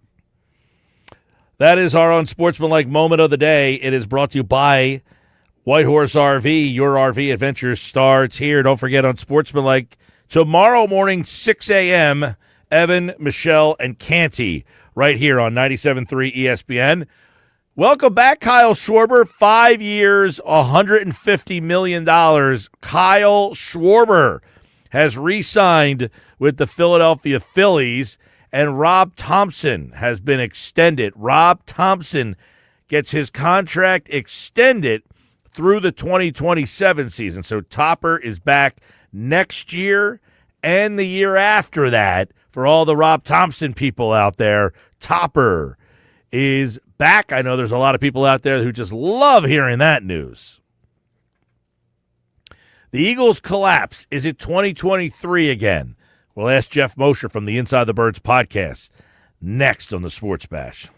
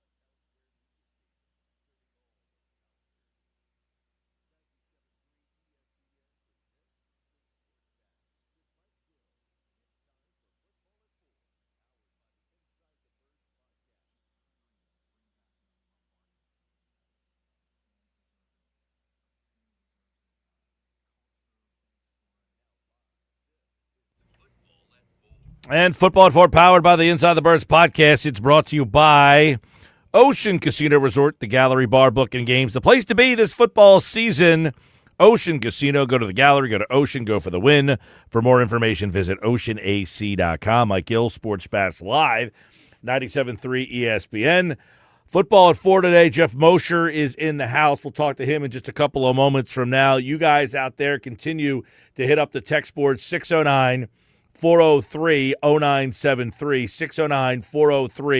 609-403-0973. In 1 hour from now, Sal Paolantonio will join me. We'll do a Sal Pal Tuesday today, looking back at the Monday night debacle as the Eagles turned the ball over 5 times in the loss. One thought every game with Casey Joyner tonight at 5:25. And then, we'll look at what's next for this team, which, quite frankly, offensively, I don't know where they go. I like this text message. It says, last night looked like Sirianni and Patullo were telling everyone, fine, you think we're morons? Here's what it looks like when we take the training wheel off for Hurts. I'm sure they know how to incorporate motion and pass over the middle, but they've been hiding what the quarterback is not capable of doing. I think the coaches know exactly what the problem is. The quarterback. Signed, Mr. Dabalina, Mr. Bob Dabalina. Thank you, Mr. Dabalina. Boy, how stupid, Mr. Bob Dabalina. Listen, I'm not going to poo-poo what you just said. I don't think that Sirianni is a buffoon. Right? People just act like this guy is some sort of idiot. You can't win the Super Bowl or get to the Super Bowl or get to the playoffs every single year by being a complete jackass. I think he knows the limitations. And because people want to, the guy wins the Super Bowl. To me, Jalen Hurts is what he's always been. He is probably a pretty average quarterback. I've never been a Hurts hater, but I don't think he's great. Hurts is the intangible guy. He has always been the guy that you're like, at the end of the day, like last night, I thought he's played terrible in this game, but I feel like he's going to make the big play. It's nothing about Hurts that you're like, wow, but he makes that big run. He makes that big throw. I don't think Hurts is elite. I talk about this all the time. You walk into a bar in New England and mention Tom Brady's name, you don't get one bad thing said. You walk into a bar in Indianapolis and mention Peyton Manning's name, they won't criticize him at all. You walk into New Orleans and you mention Drew Brees, there's not one argument about how great he was. And you could say this about a lot of quarterbacks. You go into Kansas City and walk into a barbecue joint and say, hey, Patrick Mahomes, they got nothing bad to say. You walk into a bar down the shore on a summer night and want to talk about Jalen Hurts, you're going to get into a debate. There's no consensus. And the coaches know that. They have a guy who has limitations. The Eagles have a quarterback that they know has limitations, and they've been coaching around them as much as they can. They have been trying and trying and trying for as long as they can to keep it simple, stupid. And that's not a knock on Jalen, but it is a pat on the back for Nick Sirianni, that he knows what he doesn't have. He doesn't have Joe Burrow. He doesn't have Tom Brady. He doesn't have Peyton Manning. So I have to accentuate the positives of what I have. I have a guy who's got some flaws, and I have covered up those flaws by creating an offense that doesn't ask him to do a whole heck of a lot. And because he doesn't get asked to do a whole heck of a lot, the element of surprise, I think, is a big factor for the Eagles' offense. They run, they run, they run, they run, and then they hit you over the top. They run, they run, they run, and then they play action. It has worked to perfection for them for much of the Jalen Hurts tenure. And this isn't like, hey, the guy stinks. But that text message there is, I don't look at it and just laugh at the guy. I think there's something to it. 609-403-0973. Geoff Mosher from the Inside the Birds podcast is here. And let's take a look at what we saw last night and kind of go with the big picture here, Geoff. When you look at that offense last night, is this their offense? Is this what you have seen from them over the first 13 weeks? Did they try to do something, be something they weren't last night? Wow, that's a really good lead-in, Mike. Because, yes, the answer to that is yes, even though you asked, is it one or the other? So let me break that down for you. The first part is this the same offense that we're basically seeing? Well, 4 for 13 on third down would tell you, sure it is. Struggling to run the ball outside of the one, trick play run that they got from Saquon Barkley and a couple of good runs early. You're right, 3.7 yards per carry on pretty much every other carry. Yeah, that's what we've seen.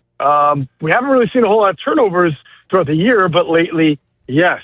But, and this is a very important but, and it's going to sound crazy on a day like today, but Adam and I just finished doing Inside the Tape with Greg Cosell, and nobody breaks down tape better than Greg. And one thing Greg made a big point to point out is that for the first time he can remember, the Eagles implemented actual NFL pass game concepts, flood concepts, 4 strong. I don't know if you guys are familiar with what these are, but these are things that you see other teams doing with more advanced passing offenses.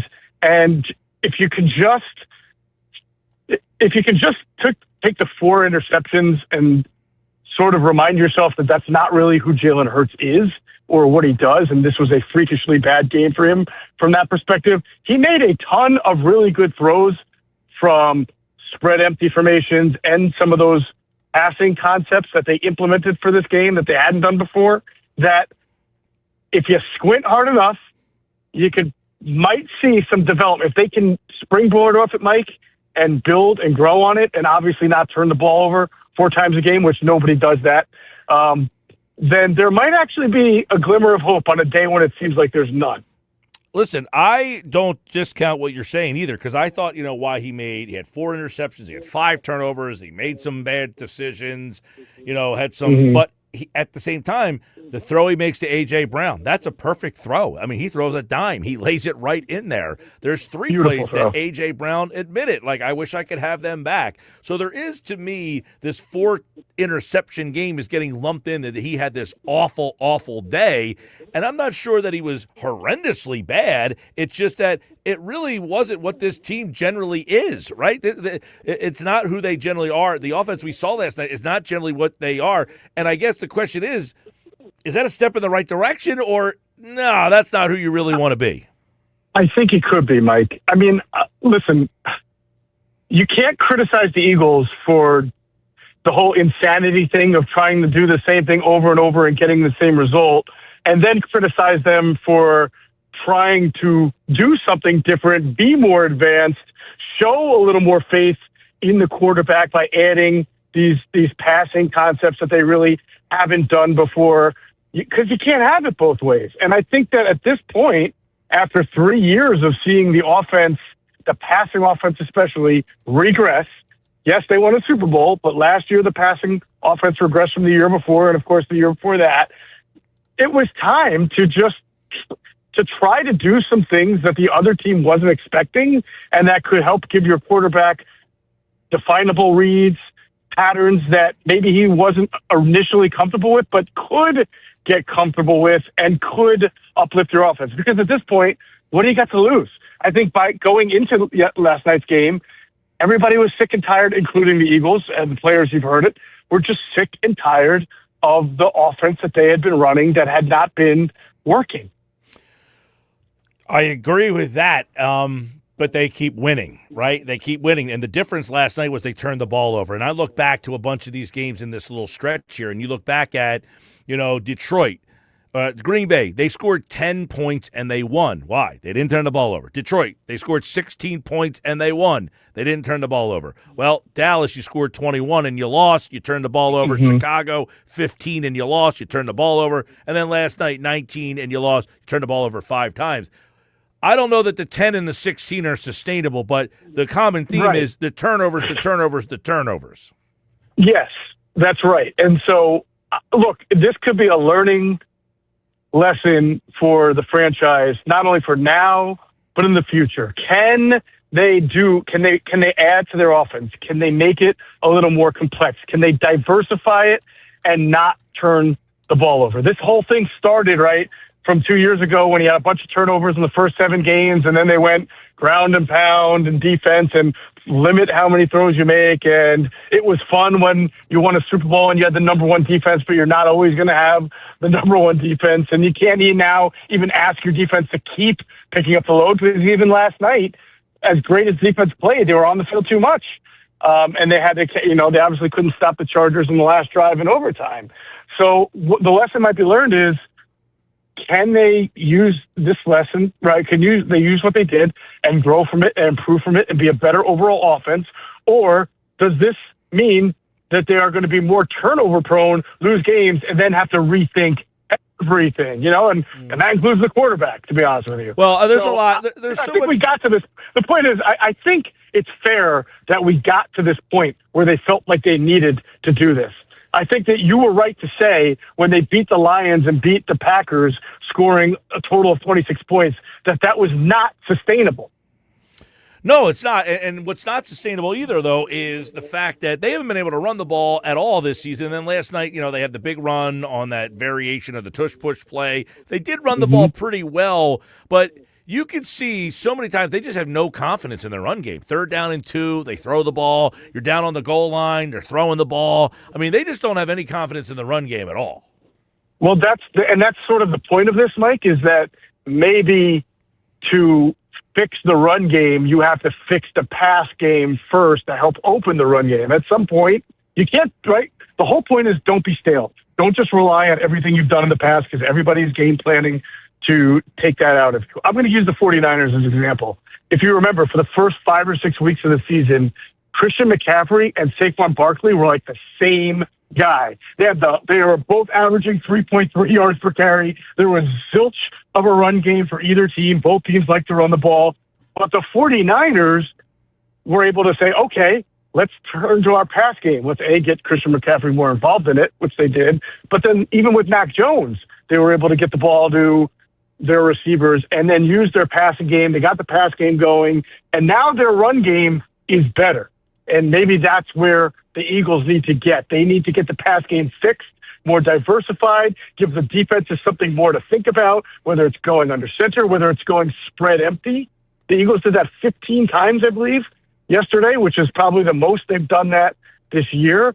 Then using these principles in the passing game to get some rhythm. Again, it's all looks crappy today because the end result is the end result. They still were crappy on 3rd down and didn't score points. That's essentially what Jalen Hurts said last night. He felt like, hey, the process going into the week was much better, right? I mean, that's something that he said after the game. Well, I'm sure he and the offense felt pretty good about knowing that they were going to give the Chargers some fresh looks and some concepts that the Chargers hadn't seen, and that the Eagles are probably, at this point, don't you think the Eagles are pretty anxious to unveil something different and something new and see if it works or not? Yeah. So, yeah. They couldn't keep banging their head against the wall with what they had been doing, that's for sure. Right. And I hope for the Eagles' sake that they see what Greg saw. They see what me and Adam saw. That they don't just take this film and burn it because the end result was 19 points, 5 turnovers, 4 interceptions. I'm sure, because this is how coaches are, programmed anyway, I'm sure they're going to see that they actually made some strides And if they can continue to work off that, plus you got the Raiders coming up, right? That there might be a glimmer of hope for this team. Now, we're not talking about, they're going to average 40 points for here on out, and it's a magic fix. There is no magic fix. They are what they are. But can they get better incrementally over the next 4 or 5 weeks as the defense continues to get better and play well and not have to look out as it looked against Chicago? And then all of a sudden, in a wide open NFL, you feel better about the Well, I guess the question I would ask Geoff Mosher, Inside the Birds podcast, InsideTheBirds.com, football at 4 here, is, okay, we can't keep banging our head in the wall, doing what we had been doing. It wasn't working. But did you do that to cover up for your deficiencies? And now that you're not doing it, your deficiencies are now becoming apparent. You mean talking about turning the ball over? Like they sure. We ran this offense because of our limitations in certain areas, a.k.a. our quarterback. We love the guy. He won us a Super Bowl. He's a winner, but he has limitations. We've been running this offense to cover those limitations. Well, now teams are saying, you're not doing that anymore. You got to do something else. And now we're trying to do something else. And the end result was 4 interceptions. Yeah. I mean, that's the $50,000 question. I think you and I and most rational people believe if the Eagles played the Chargers 10 times over the next, 70 days, right, or 100 days, that Jalen Hurts would not throw 4 interceptions in a game. I mean, it's just not what he ordinarily does. Now, would he throw more interceptions than he typically does because of what they're doing? Maybe, but is the byproduct of it that, he might throw an interception or 2, but you also get him to throw for 350 and 4 touchdowns more, and that helps open up your run game. And then you look and say, even Mahomes, even Allen, I mean, these guys will throw an interception here and there as well, but you'll trade it for the 5 or 6 or 7 explosive plays you may get in return. That is, to me, what needs to be learned here. I mean, I don't think Jalen Hurts is ever going to be like a totally different quarterback. I think there's always going to be times, no matter what they do, where he just doesn't see the field. He doesn't use every blade of grass. But if you can get him playing 25% better, I mean, that's maybe all you need. Just get it back to last year. And if it helps, again, if it all helps the run game, because you get some people not coming down your back and coming downhill all the time against this offensive line, I would say in other years, Mike, you throw it out the window, but it's a pretty wide open NFL this year.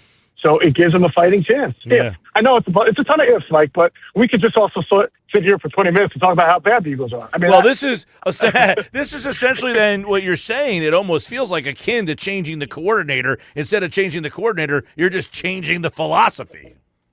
I mean, some people might say you're just rearranging the furniture on the Titanic, and that might be the case. The point is we won't know until they continue to try. And I think at this point, we reach a level where they do need to try to do these things. And just because one game, there were some negatives, you can't ignore the positives. The throw to Devontae Smith, the 28-yard throw, was the best throw I may have ever seen Jalen Hurts make. That is not one of those 50 yards downfield, over-the-shoulder type, which he's really good at.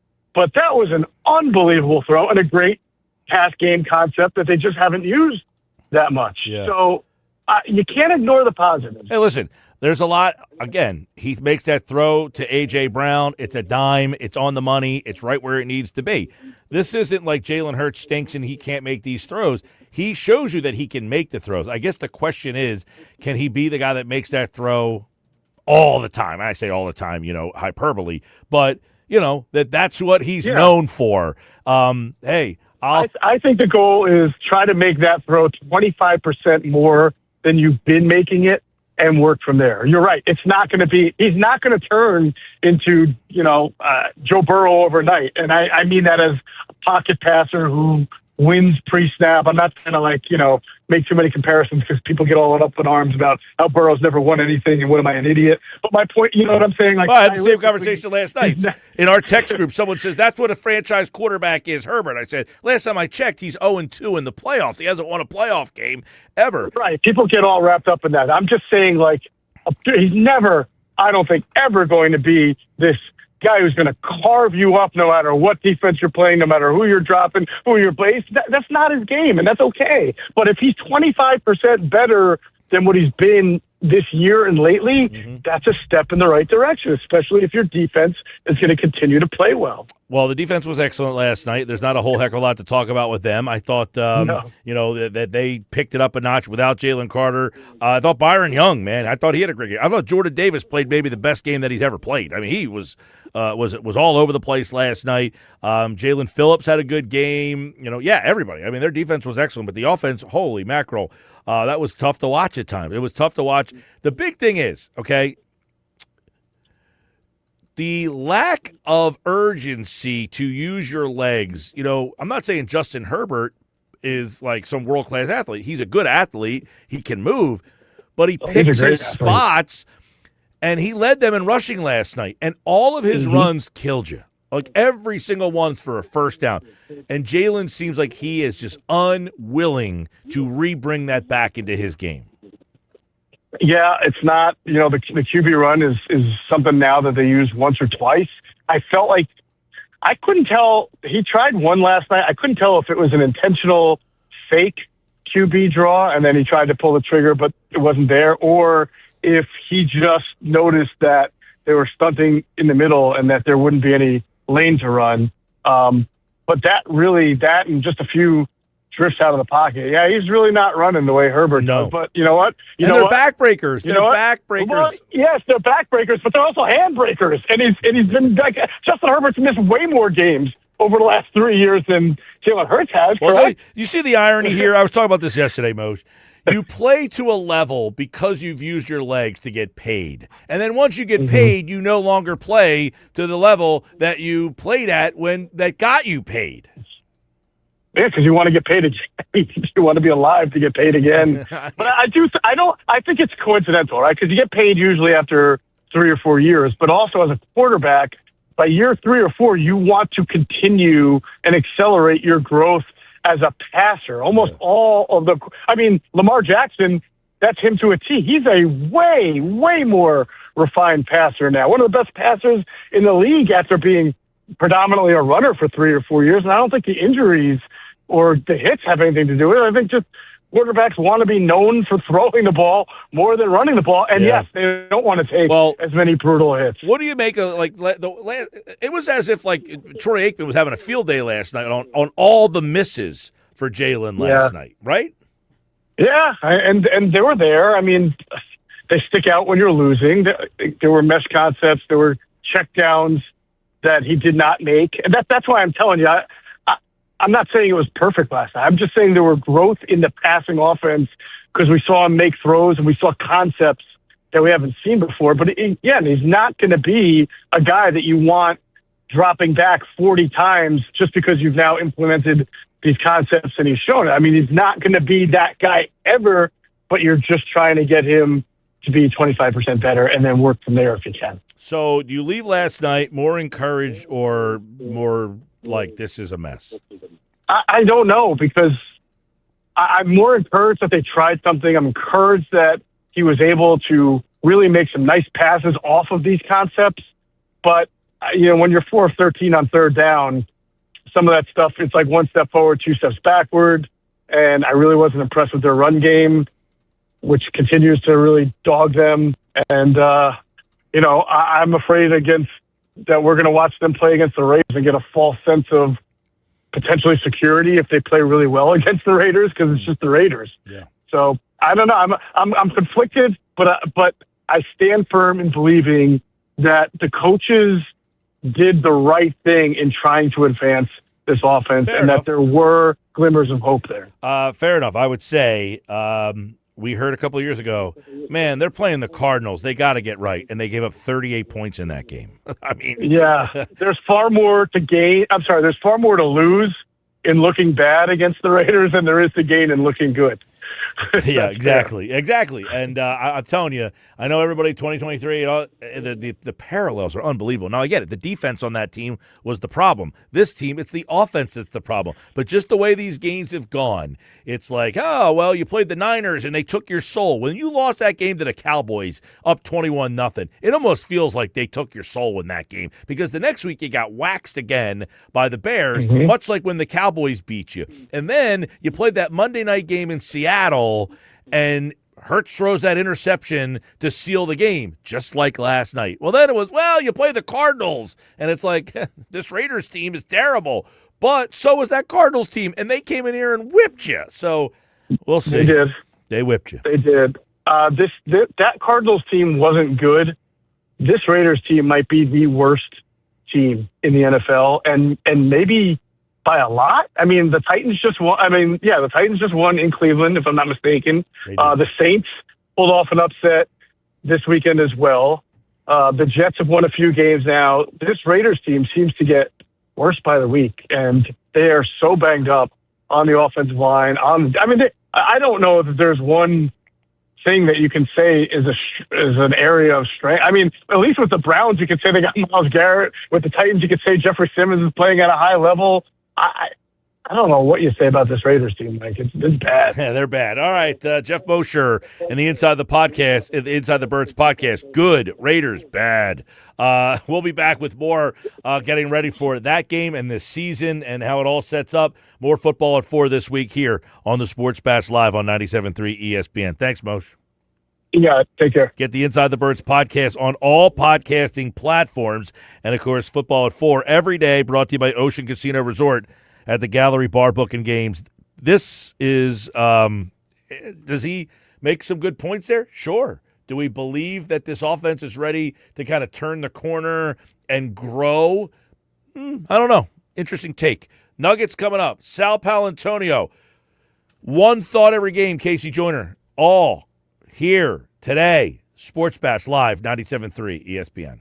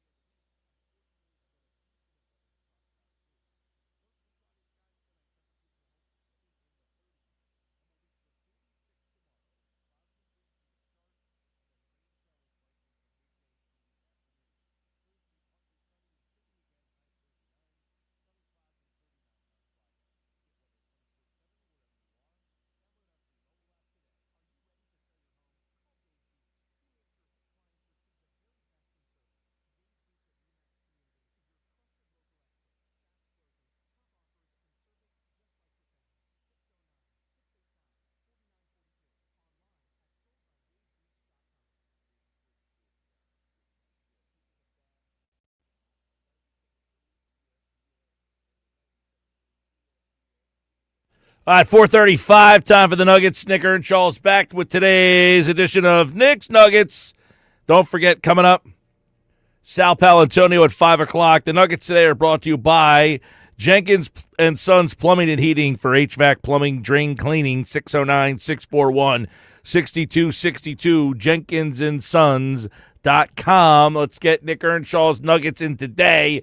We got a lot of Nuggets, so let's jump right into them. What do we got today for the Nuggets? Oh, Mike, that was not good. Not good. And you got to stay up late for that, too. Doesn't that make it even worse? It's 8 o'clock, it's on a work night, and it's 10 times worse when you have to stay up to watch that type of display. It's awful. It's awful. Lack of sleep. Lack of sleep. Oh, just brutal for everybody involved. And we talked about it yesterday on the Nuggets, the morale of the city for the fans, the morale of the team, nada.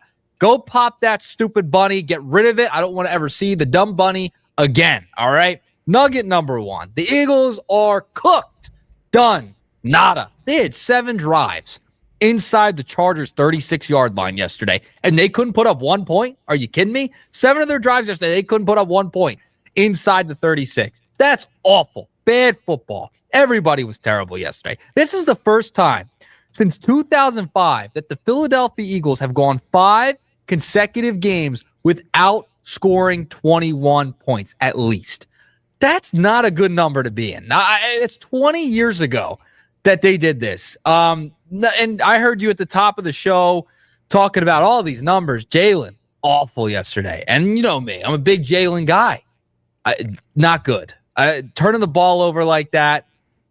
You can't, there's nothing there. He was awful. He's been awful over the past few weeks. They have so many problems, whether it's the quarterback, A.J. Brown dropping balls past to him, other than the, 6 for 100. Great. Awesome. Beautiful, man. You got me some fantasy points and won me into the fantasy playoffs, but you dropped a touchdown that could have changed the game.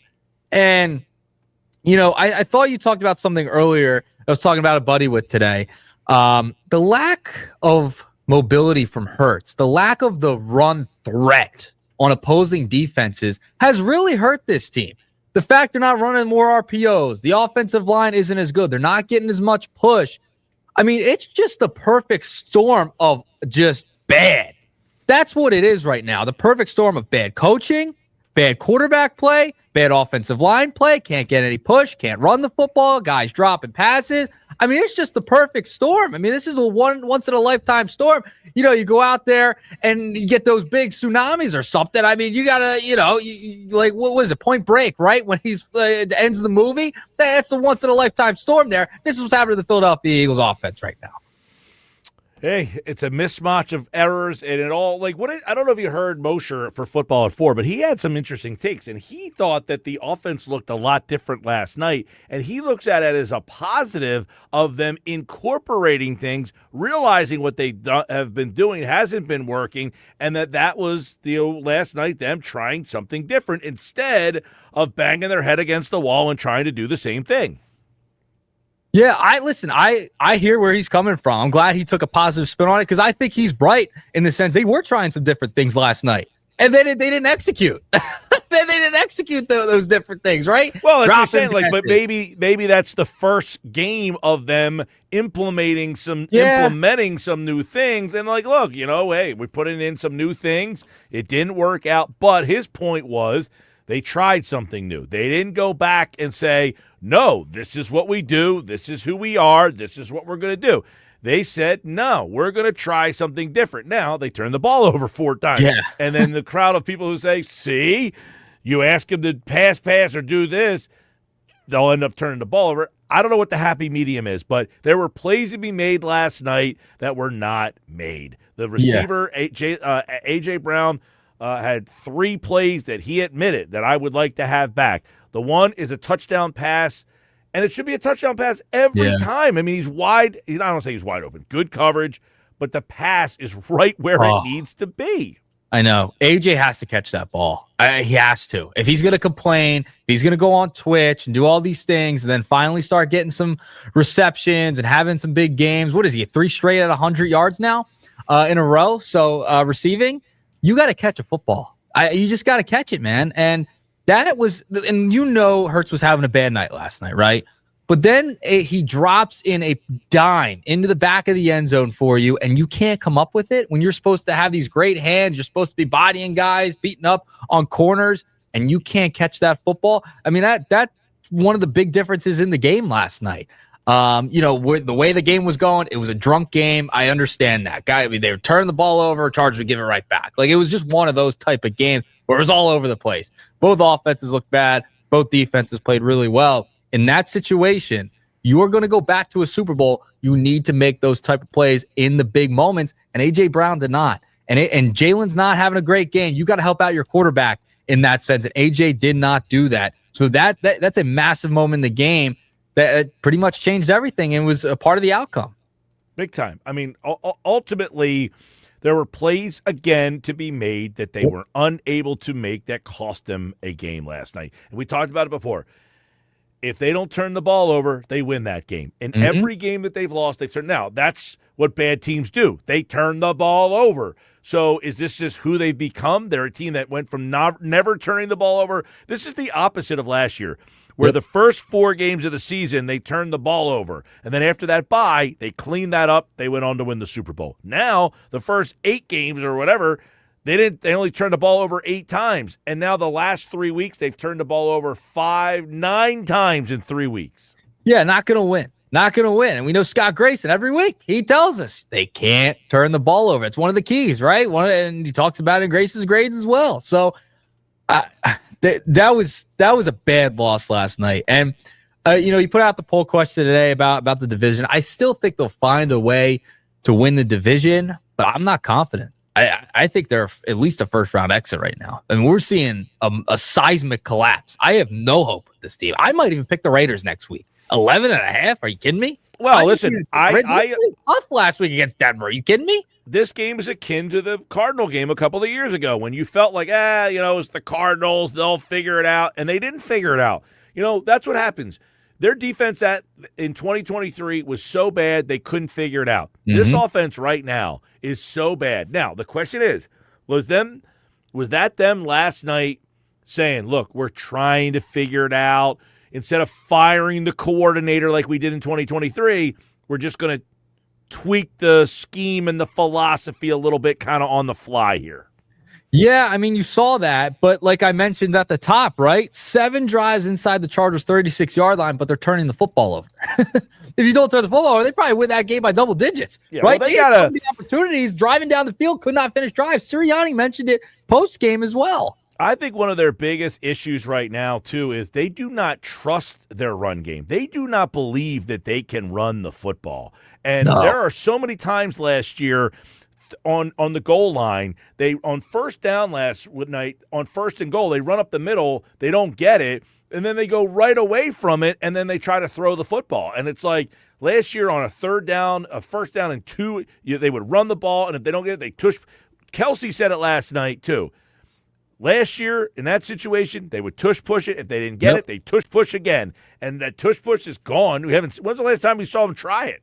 No, I mean, and Sirianni was asked about the game. He's like, oh, we still run the tush-push, blah, blah, blah. He kind of lied. I mean, he's kind of fibbing. I mean, if we're being real, they're not running the tush-push as much because it's not as successful this year. It's just not. And they're you wonder with the amount of injuries that they have up front, are they worried about losing guys? Yeah. If they keep running that play. Probably. They're in a bad spot overall at this point. It's not – and, you bring up Mosher's point about trying some new things, and that was very noticeable last night, especially early on in the ball game. Like, how much was that of Sirianni, right? Like, him taking over the meetings and being more involved, and that report coming out. Was that Sirianni saying, hey, we need to do something more creative?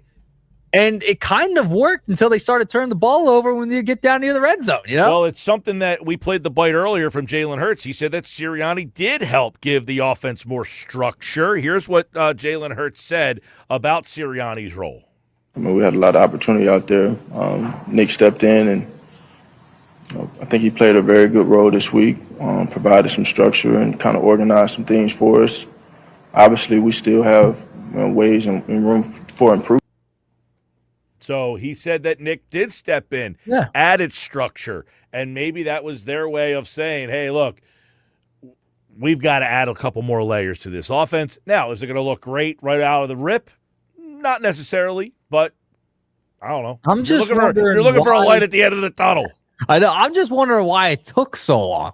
We've known the offense has struggled all year. Why did it take him this long to enhance his presence in meetings? That's what I'm just. Well, I think when you watched the Hard Knocks last week, and you saw Brandon Graham I paid $11 for one episode. All right, that's what I did. I watched it, $11, and now I'll watch it again tonight because I still have. So Brandon Graham said the run game is about to take off, and Sirianni said, "I agree. Just do what keep doing what we do." Yeah. And so I think there was this banging your head against the wall of just keep doing what we do. It's going to work. Just keep doing what we do. It's going to work. Just keep doing what we do. It's going to work. And I think they got to a point where they're realizing we're not turning the corner. It's not working. No, it's not working. You wish they saw the corner not turning fast, right? They wish that they figured that out faster than they did. But that is what it is. I have to get to another nugget. The Eagles, we could be a dead horse all day here because there's so much to get into, so many problems. We all know it, and we all saw it last night, especially if you stayed up all night watching that disaster on Monday Night Football. All right, nugget number 2. Kyle Schwarber is back. 5 years, 150. Now, did you see the team's Ken Rosenthal reports that did offer Kyle Schwarber a contract? And the Orioles actually matched the Phillies at 5 years, 150. The Reds, 5 years, 125. And the Pirates, 4 years, 120. That's me shooting a shot with Sidney Sweeney in the DMs. That's the Pittsburgh Pirates down there. Okay. But the Orioles, I was stunned to see that. For you? Never good. Never good. It's usually not a good sign. But the Pirates, got to give them credit for shooting their shot, giving them an opportunity, right? But the Orioles, 5 years, 150. We talk a lot of Orioles with the Rangers. Shocked to see them 5th year, even 4 years, I think is a little long for Kyle Schwarber, but it feels like they're running it back. Rob Thomson also signs the extension through 2027. I'm lukewarm. I love Kyle Schwarber, but 5 years, 150, that's a long time for a 33-year-old bat at this point. Yeah, it is. I mean, they were in a no-win situation. The Phillies were backed up into a corner, and they really didn't have a choice here. You were kind of damned if you do, damned if you don't. If you let Schwarber walk, you look terrible. By bringing him back, now you're at the mercy of when is the decline going to happen. And things happen in this town, and then the next thing it becomes, now we're stuck with that contract. When is it going to be, though? Is it going to be after 2 years, after 3 years? I talked about this on the podcast earlier this morning, which you could check out on the YouTube channel. I did a 20-minute expository on the signing. They signed Schwarber and Castellanos in the same offseason. They gave Schwarber 4 years. They gave Castellanos 5. And this 5th year, you're looking at Castellanos like, oh, my gosh. And these guys are in their early 30s. Yep. Now Schwarber, you gave him a 4-year deal last time. Now you've given him a 5-year deal. You better hope that when he's 36, 37, 38, and 39, you're not saying, oh, my gosh. The guy picked the perfect year to hit 56 home runs. That's all. You know what I'm saying? Perfect year. And they had to bring him back. I mean, they also have the All-Star game next year. It's got, on Netflix, right? You also have to remember that. That's part of it. The All-Star game is not on Netflix. I thought it was on Netflix. Home Run Derby. Home Run Derby's on Netflix. That's what I meant. Yes, the Home Run Derby's on Netflix. So, you got to bring Schwarber back. Got to have a hometown guy, one of your home players in Citizens Bank Park, 2026, 250. You could not let Schwarber walk. Well, I think you better hope that Bryce Harper or Trey Turner are in that All-Star game. That's what you need. Yeah, you better hope. Before I get out of here, the fact we invoked Bryce Harper, did you see this blood thing? He's switching his blood out. He's cleaning his blood. Did you see this post from Bryce Harper? He's back on TikTok, by the way. What do you make of that? I'm not sure what I'm supposed to make of it. I don't know what to think of it. I'm not sure what I'm supposed to. At first, I thought it was a gag.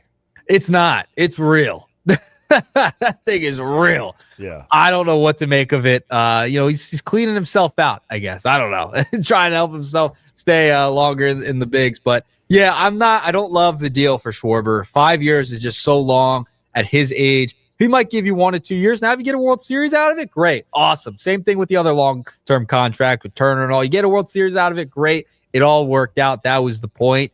You better win. You better win. That's all I got to say about it. Yeah, he'll be 33 in March. I think you'll get a pretty, solid year here. 34 the next year. 35, you wonder.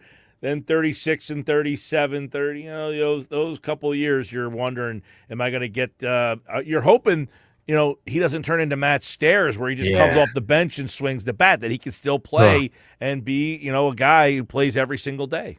Yeah, I love Schwarber. I hope it works out, and he's not playing the field, so that definitely helps out. All right, Mike, we got a 2-pack in today. 2-pack. There we go. All right, there's today's Nuggets here today on the Sports Bash Live, 97.3 ESPN. We'll do it again tomorrow right here on the Sports Bash as Flyers tonight. No Sixers till Friday, by the way. They have a little time off, but the Eagles get ready for the Raiders. Back to a Sunday 1 o'clock game. Thank God. Thank God. We love that. We love that. We'll talk to you tomorrow. Say it. Check out Nernshaw Radio on all his social media platforms, the Shift Podcast.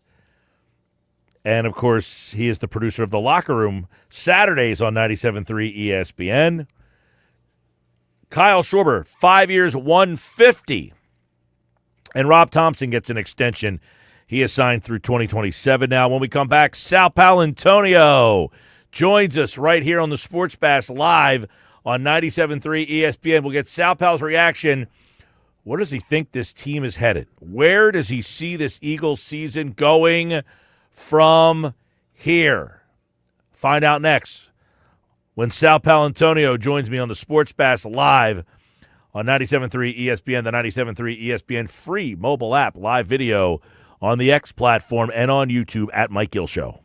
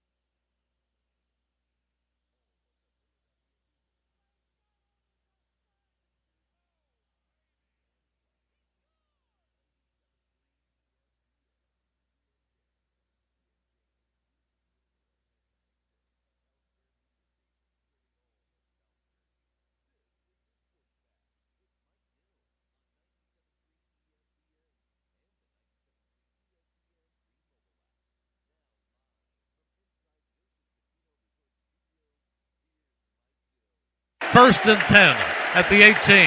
Hurts looks, fires. It is incomplete.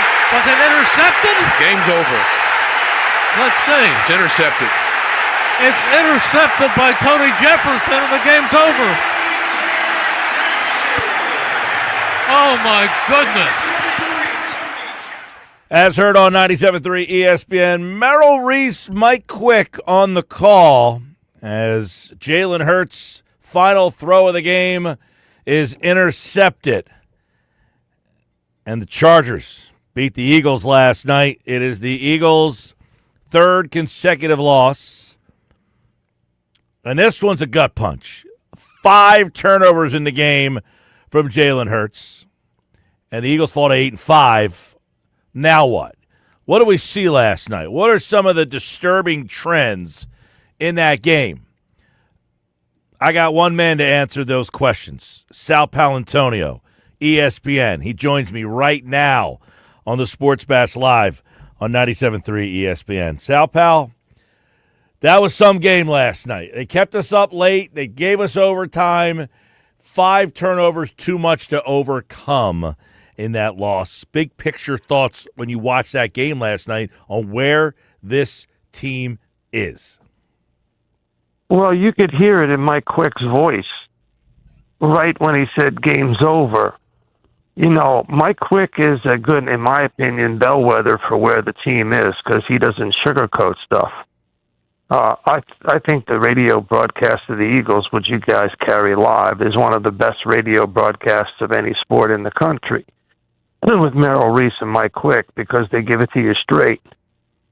And you could just tell by the tone of Mike Quick's voice, Mike, you know, the resignation in his voice, like, did I just see that? Did that just happen? Kind of tone to his voice. And I think a lot of people are feeling that right now who watch the game, who follow the team, who are fans of the team. The same kind of, wow, that kind of resignation. Like, we can't believe he turned the ball over 5 times on national television against a team that was eminently beatable. And see, I was on Channel 6 this morning at 6:40. Before I went on, Catherine Scott, one of the correspondents who does an amazing job, was doing some man in the street interviews, women in the street interviews. And she was live. I don't think it's like 0 dark 30, ridiculously cold, live there on a Tuesday morning, and she interviewed a woman at Chickies and Pete's in South Philadelphia. And I said to Matt O'Donnell, you don't need me on TV. All you need to do is listen to this woman, this Eagles fan at Chickies and Pete's. She sums up exactly the analysis that you need to know about this team. This woman said to Catherine Scott, the Eagles are better than all these teams that they lost to. They're better than Dallas. They're better than Chicago. They're better than the Chargers. But they find ways to lose to these better teams. That's what I said. And to me, while we will blame Jalen Hurts because of his absolutely, I mean, it was the worst game by a quarterback in an Eagles uniform that I've seen covering the team for 3 decades. Period. End of story. But you have to blame the coaching staff, too. I mean, Nick Sirianni, much was made by Tim McManus's great piece over the weekend that Nick Sirianni got involved in the meeting rooms this week on offense to try to figure out what kind of input he could have or solution he could have. My first question is, what took you so long? Right. Why did you wait to week 14? Where were you in week 8?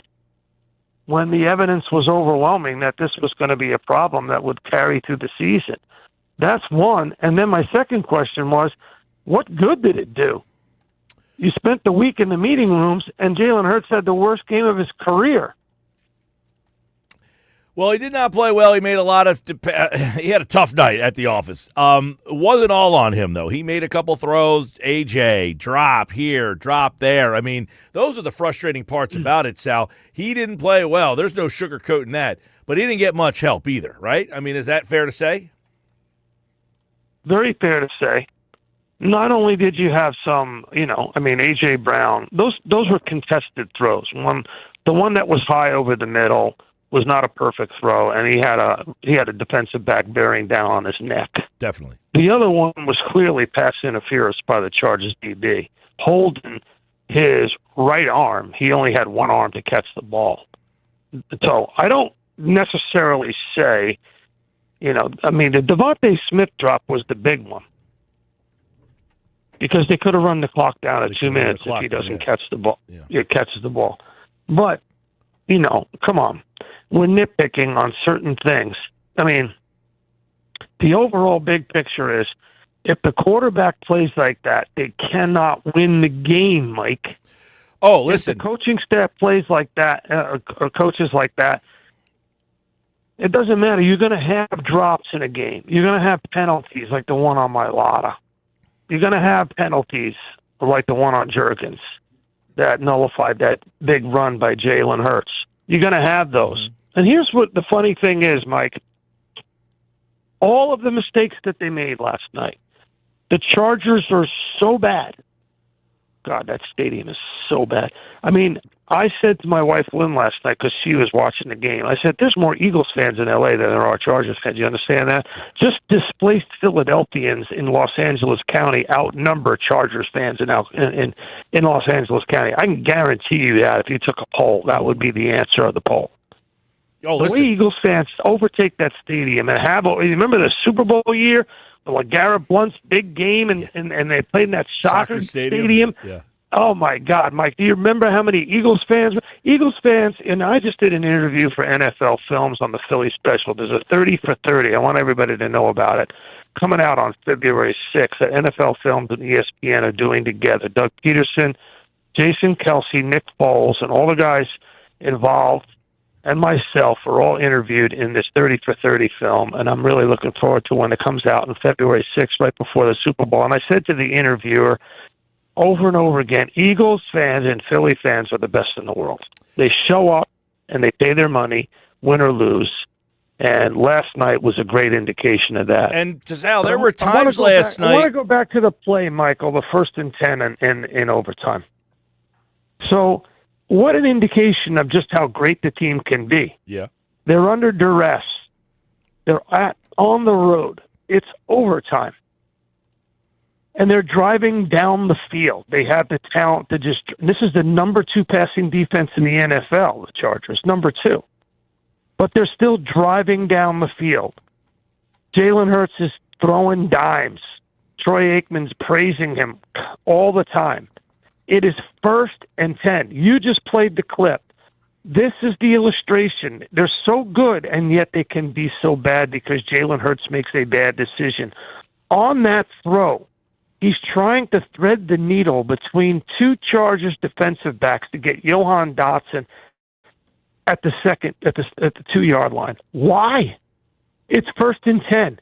If you look at the clip of that play, Dallas He's got a guy in the flat. Unguarded in the flat. There's no one within 10 yards of him. And you pick up a quick 10 to 12 yards. You hit Dallas Goedert. He turns his shoulder, goes up the field. He might score.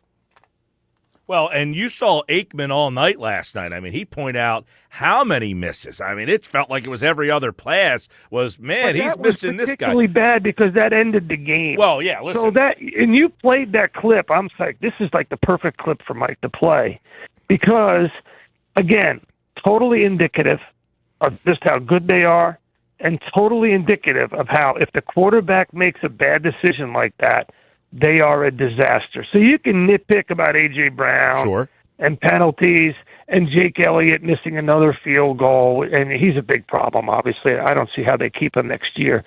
But you got to have a reliable kicker. Look at that kicker for the Chargers. I mean, he's hit 102 out of 100. Who, by the way, was here for a cup of coffee. Correct. That guy can kick. Yes, Dicker. I mean, he's like a machine. He's like Adam Vinatieri, like robotic Adam. He's like not even a human. He's an alien, that guy. 5 field goals last night. He's unbelievable. So anyways, now, you still got a chance to win the game. So it doesn't really matter this, that, and the other thing, what the team did. Nakobe Dean was just so out of place and behind. I mean, he made one good play up the middle where he strip sacked Phillip Rivers, but he was basically AWOL for the rest of the game. But all of that stuff doesn't matter because it comes down to one bad decision of many by the quarterback. And if your quarterback makes bad decisions over and over and over again, doesn't matter how good or bad you are, he is the problem. Yeah, you can't overcome them. You can't overcome the mistakes that they have made in those moments where that you don't have to make those mistakes. And we were talking, by the way, the one point I was making about the fans was it almost felt like this group of fans was trying to will you to victory here, and these mistakes just kept, it was like, hey, let's try to help. And I almost felt like when Ben Simmons couldn't hit the free throw and there was that guy behind, come on, man, you can do it. You can do it. The fans were trying last night. And the turnovers they could not overcome them. And that's been the common theme, Sal, in all of these losses, right? They had 8 turnovers, and now in the last 3 weeks, they have 9. They have 9 in the last 3 weeks. They had 8 in the previous. They cannot overcome these turnovers. And I'm wondering, is this the way that the coaching staff has been saying, hey, listen, we've been trying to simplify things so we do not turn the ball over. And the moment we let the reins out a little bit, this is the result. Yeah, and the curtain was pulled. You're exactly right, Michael. And the curtain was pulled back just a little bit in Green Bay when Nick Sirianni decides not to punt it in the fourth quarter, and he decides to call a play, and Jalen Hurts throws it down the sideline. It was an uncatchable ball to a receiver who wasn't open, A.J. Brown. And the cameras caught him saying to another coach on the headset, why? Mm-hmm. That was the curtain being pulled back on how the coaching staff feels about what's happening on the field with Jalen Hurts. Why did he do that? And I think last night, that's why I think when you played that clip, I'm thinking to myself, this is why Mike Gill is so good. Because no, seriously, you get it. Can I ask you to just play that clip one more time so that people can hear what I'm talking about, and with Mike Quick's resignation in his voice? Because that resignation is indicative of what the fans were feeling last night and are feeling this morning. Could you play that? First and 10 at the 18. Hurts, looks, fires. It is incomplete. Was it intercepted? Game's over. Let's see. It's intercepted. It's intercepted by Tony Jefferson, and the game's over. Oh, my goodness. Raw, right there. Raw and real. Mike Quick says, game's over. Game's over.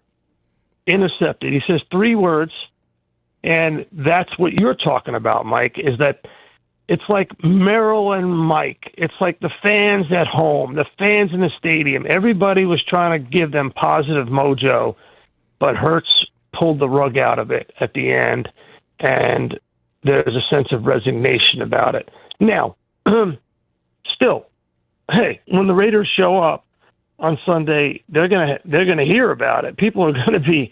I mean, that place is gonna be rowdy on Sunday when the Raiders show up. Well, there's no question. So many people, Sal, and it's like, everybody mentions 2023. Is that entering anybody's mind? Does it enter the NovaCare complex? Is it fair or unfair? Because they lost that game in Seattle on a Monday night when Jalen threw that interception to seal that game, and that kind of. And then it was like, well, they got the Cardinals coming up. And then they got waxed by the Cardinals. This Raiders team is worse than that Cardinals team. And everyone's kind of like, well, they got the Raiders, and they play Washington twice. Are you looking at it like that, or are you looking at it like, no, they got problems? By the way, did you use the word waxed before I started using it, or did I start using it after you started using it? I'm not sure, but good synergy there. Because both of us used that word waxed. It's a great word. They did. And you're right. They got waxed. And, when you're getting waxed, that means you're surprised, but you're not surprised. And you're like, when you get waxed, it's like you're in perpetuity. You're frozen in time. I don't think that's the case with this team. Why? Well, because last year they won the Super Bowl. So you can't really say that about this team. People ask me about that all the time, and that's the answer that I give. They won the Super Bowl last year, and this year there's the issue of decimation of the offensive line. You watched the game. One thing that I went and watched over again was the performance of the offensive line when the Eagles had the ball, and Fred Johnson can't block anybody. You take a Hall of Fame right tackle out of the game, and you put in Fred Johnson. This is one of the things that just is flabbergasting to me about this offensive line coach, Sirianni and Patullo. When the Buffalo Bills 2 weeks ago, and I covered that game and called it on ESPN radio with Steve Levy, go into Acrisure Stadium against the Steelers, they don't have their starting 2 offensive tackles, Michael. Mm-hmm. So they loaded up with their tight ends. They put 2 tight ends on the right side, they ran right, or they had a counter. They put 2 tight ends on the left side, and they ran left, or they had a counter. And they basically changed the way they protected the quarterback and blocked up the run game in 1 week. Yeah. It was the first time that they had their 2 starting offensive tackles missing at the same time in the history of the Sean McDermott era in Buffalo.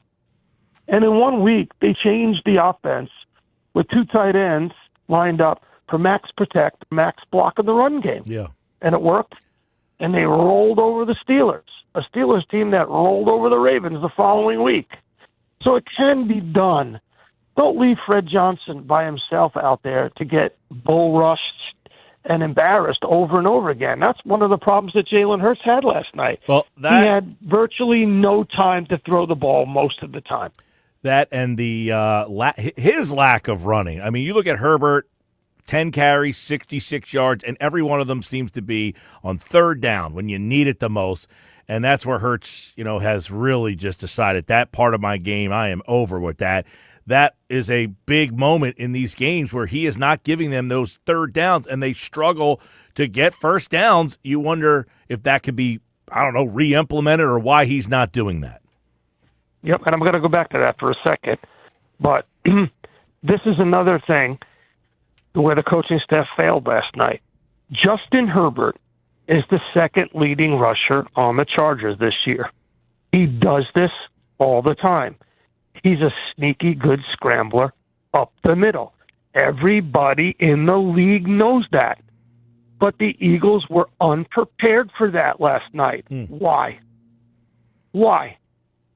And they do a great job, the Chargers. If you watch what they do, they send a running back in the motion to the left, draws Nakobe Dean out of the middle, and then a vacant middle, and Justin Herbert runs right up the middle.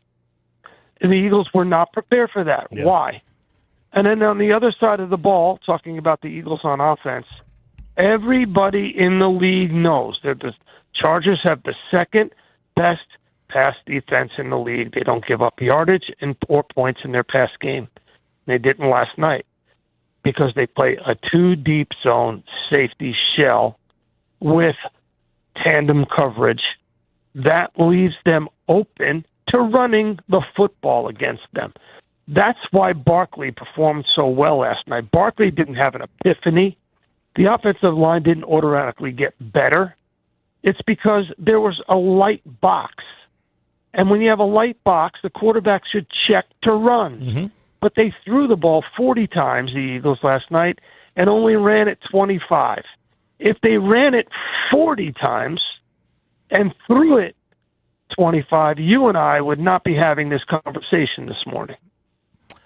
I can agree with that big time. You put the ball 40 times in the air in a game like that last night. The result, 5 turnovers, 2 on 1 play. 40 times in the air against the second-best pass defense in the league. What are you doing? Yeah.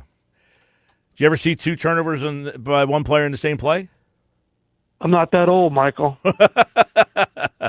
I may look that old, but I'm not. Oh, man. Well, back at it. 1 o'clock on Sunday, Eagles and the Raiders. We'll see if they can bounce back against this Raiders team who has really hit the struggle bus. They are banged up. They are beaten. They are 2-11, and they come to Philadelphia. Sal Paolantonio, Johnny G, and the Burger team. We want to thank him as always. Good to catch up with you on this Tuesday, Sal, on a special edition of Sal Pal Friday on a Tuesday, and we'll do it again. Yes, brought to us by Johnny G, the Griner team. Burger Realty, Ocean City, New Jersey. Thank you to Johnny G. And you know what? I think the Raiders are going to get waxed on Sunday, Michael. Waxed. That's a good word. I like it. You should keep that. Keep that in the keep that in the lexicon. All right, Sal. We'll catch up to you. You're the best, Michael. All right, Sal Paolantonio, everybody, here on the Sports Bash. Division up for grabs. We'll update the poll question in just a little bit. When we come back, it's one thought every game. Casey Joyner set to join us on what he saw. What stood out from the Eagles and the past game last night? We'll talk to Casey Joyner about it coming up on the Sports Bash Live 97.3 ESPN. I see a lot of the text messages. I apologize. We got so many text messages today that it was almost impossible to do all of them. We'll try to do as many as we can between the end of the show. But when we come back, Casey Joyner's got one thought every game. It's coming up next.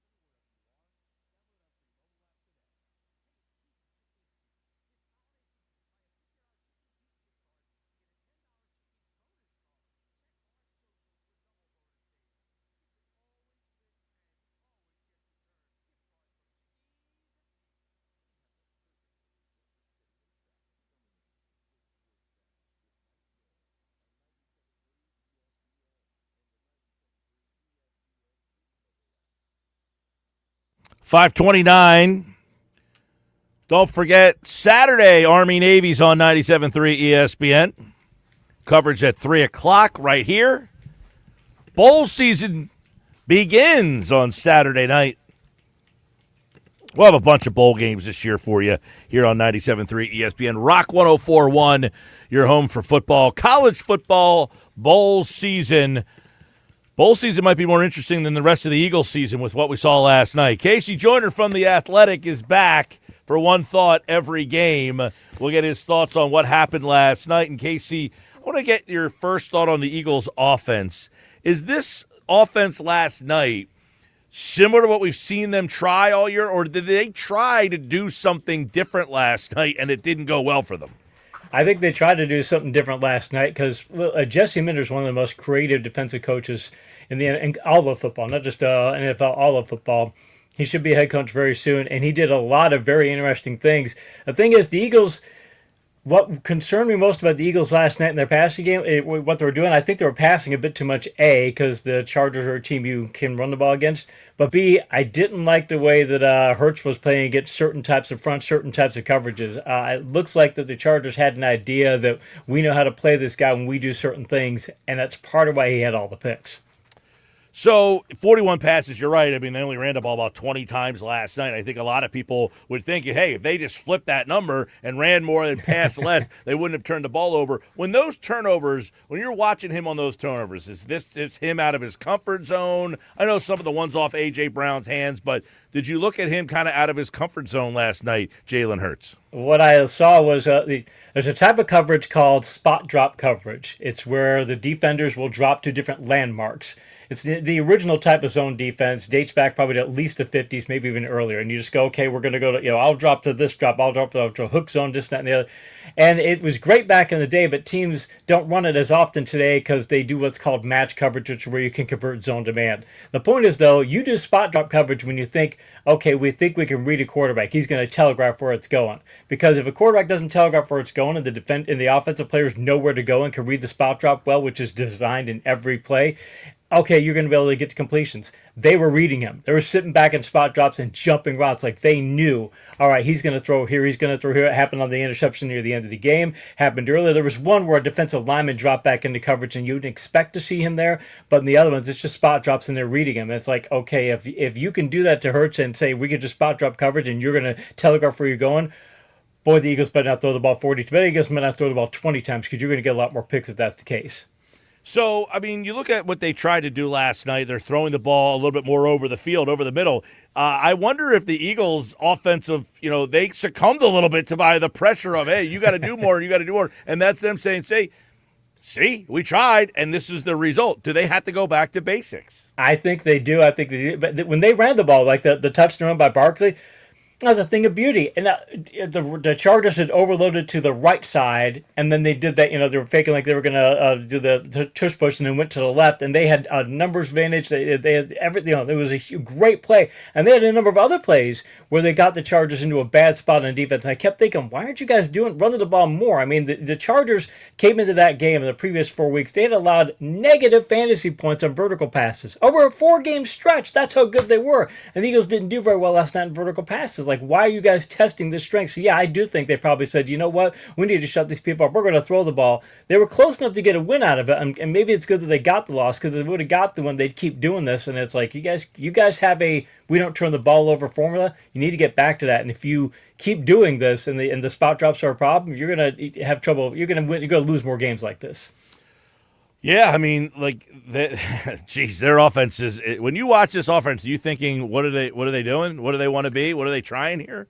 Yeah, I think when you coach, like you look at take coaching films or talk to coaches or take coaching classes, one of the things that they were just pounding repeatedly is decide on what your identity is and then stick with that identity. If you go into a season and, hey, this is who we are, it's a really bad idea to try to change that during the season. And if you start to get away from it anytime during the year, just say, hey, remind yourself, hey, this is who we are. This is what we do. This is how the horse we're going to hitch our wagon to. And the Eagles, look, you guys are a running team. And, yeah, you had a couple of bumps in the road and things. You can't turn into a passing game in the middle of the season. And last night, again, against a Jesse Minter defense, that really makes me scratch my head because I can see against some defenses, that's not a defense. Between talent and play calling, you don't want to be throwing the ball 40 times against them. And the game was never in a situation where they needed to get to that point. I mean, it's not like, they were behind by a bunch and you had to throw. It was okay. The game was always close enough where we can stick with the game plan if we wanted to, and they decided we don't have to. Right. I mean, if you just played it safe last night, it seemed that the Chargers were so stripped down themselves that you could have beat them by just banging your head against the wall and being what you've been all season long, even though that hasn't been working. Yeah, and that's, again, and then you can. I still think there would have been vertical game opportunities too. It would have been, hey, we're just going to keep pounding this ball, we keep pounding this ball. And by the way, if you're going to sit back and spot drop coverage, a lot of times you're going to do that in cover two. You're going to do it with a couple of safeties and things. You're not just going to do it with one safety. And if you're sitting in cover two, okay, now if the offense run the ball and it's like this is what you guys do. And yeah, there's so many things your pass blocking issues. The Eagles have good pass blocking right now, by the way. The numbers are pretty good, but they had pass blocking issues last night. And again, Hurts isn't a guy you want to do that with. You don't want to throw the ball a ton. Let your receivers make a couple of big plays, and that's about it. And by the way, though, AJ Brown, you get kind of alligator arms in that one pass and it gets picked off there. Okay, well, maybe when you're not getting thrown the ball, maybe you're going to remember that as a reason why they might not throw you a ball sometimes. All right, one thought every game. Let's try to get through this schedule and see what it means in the big picture here. Cowboys-Lions, that was the Thursday night game. Lions do the Eagles a favor because if the Cowboys would have won that game, woo, baby. Yeah, they would. And the thing is that the Lions, it's funny because the Cowboys did well in high-scoring games. When they scored 24 more points, they had a great record. And the Lions, when they didn't, they didn't. And you think, well, boys, the Lions, maybe they want to try and keep this game, the scoring low. Lions are just like, nope, we're going to take the challenge. And challenge accepted. And the Lions showed that, hey, the Cowboys can win shootouts against certain teams. You got as much offensive power as the Lions do. They can't win that game. Yeah, Gibbs with a big night there for Lions. 3 touchdowns, 44-30. In that one. Seahawks beat the Falcons 37-9. Big win for the Seahawks because they get to 10 wins now, and that pretty much almost puts them in at least a wild card spot. Like, if you're Dallas, you ain't catching Seattle.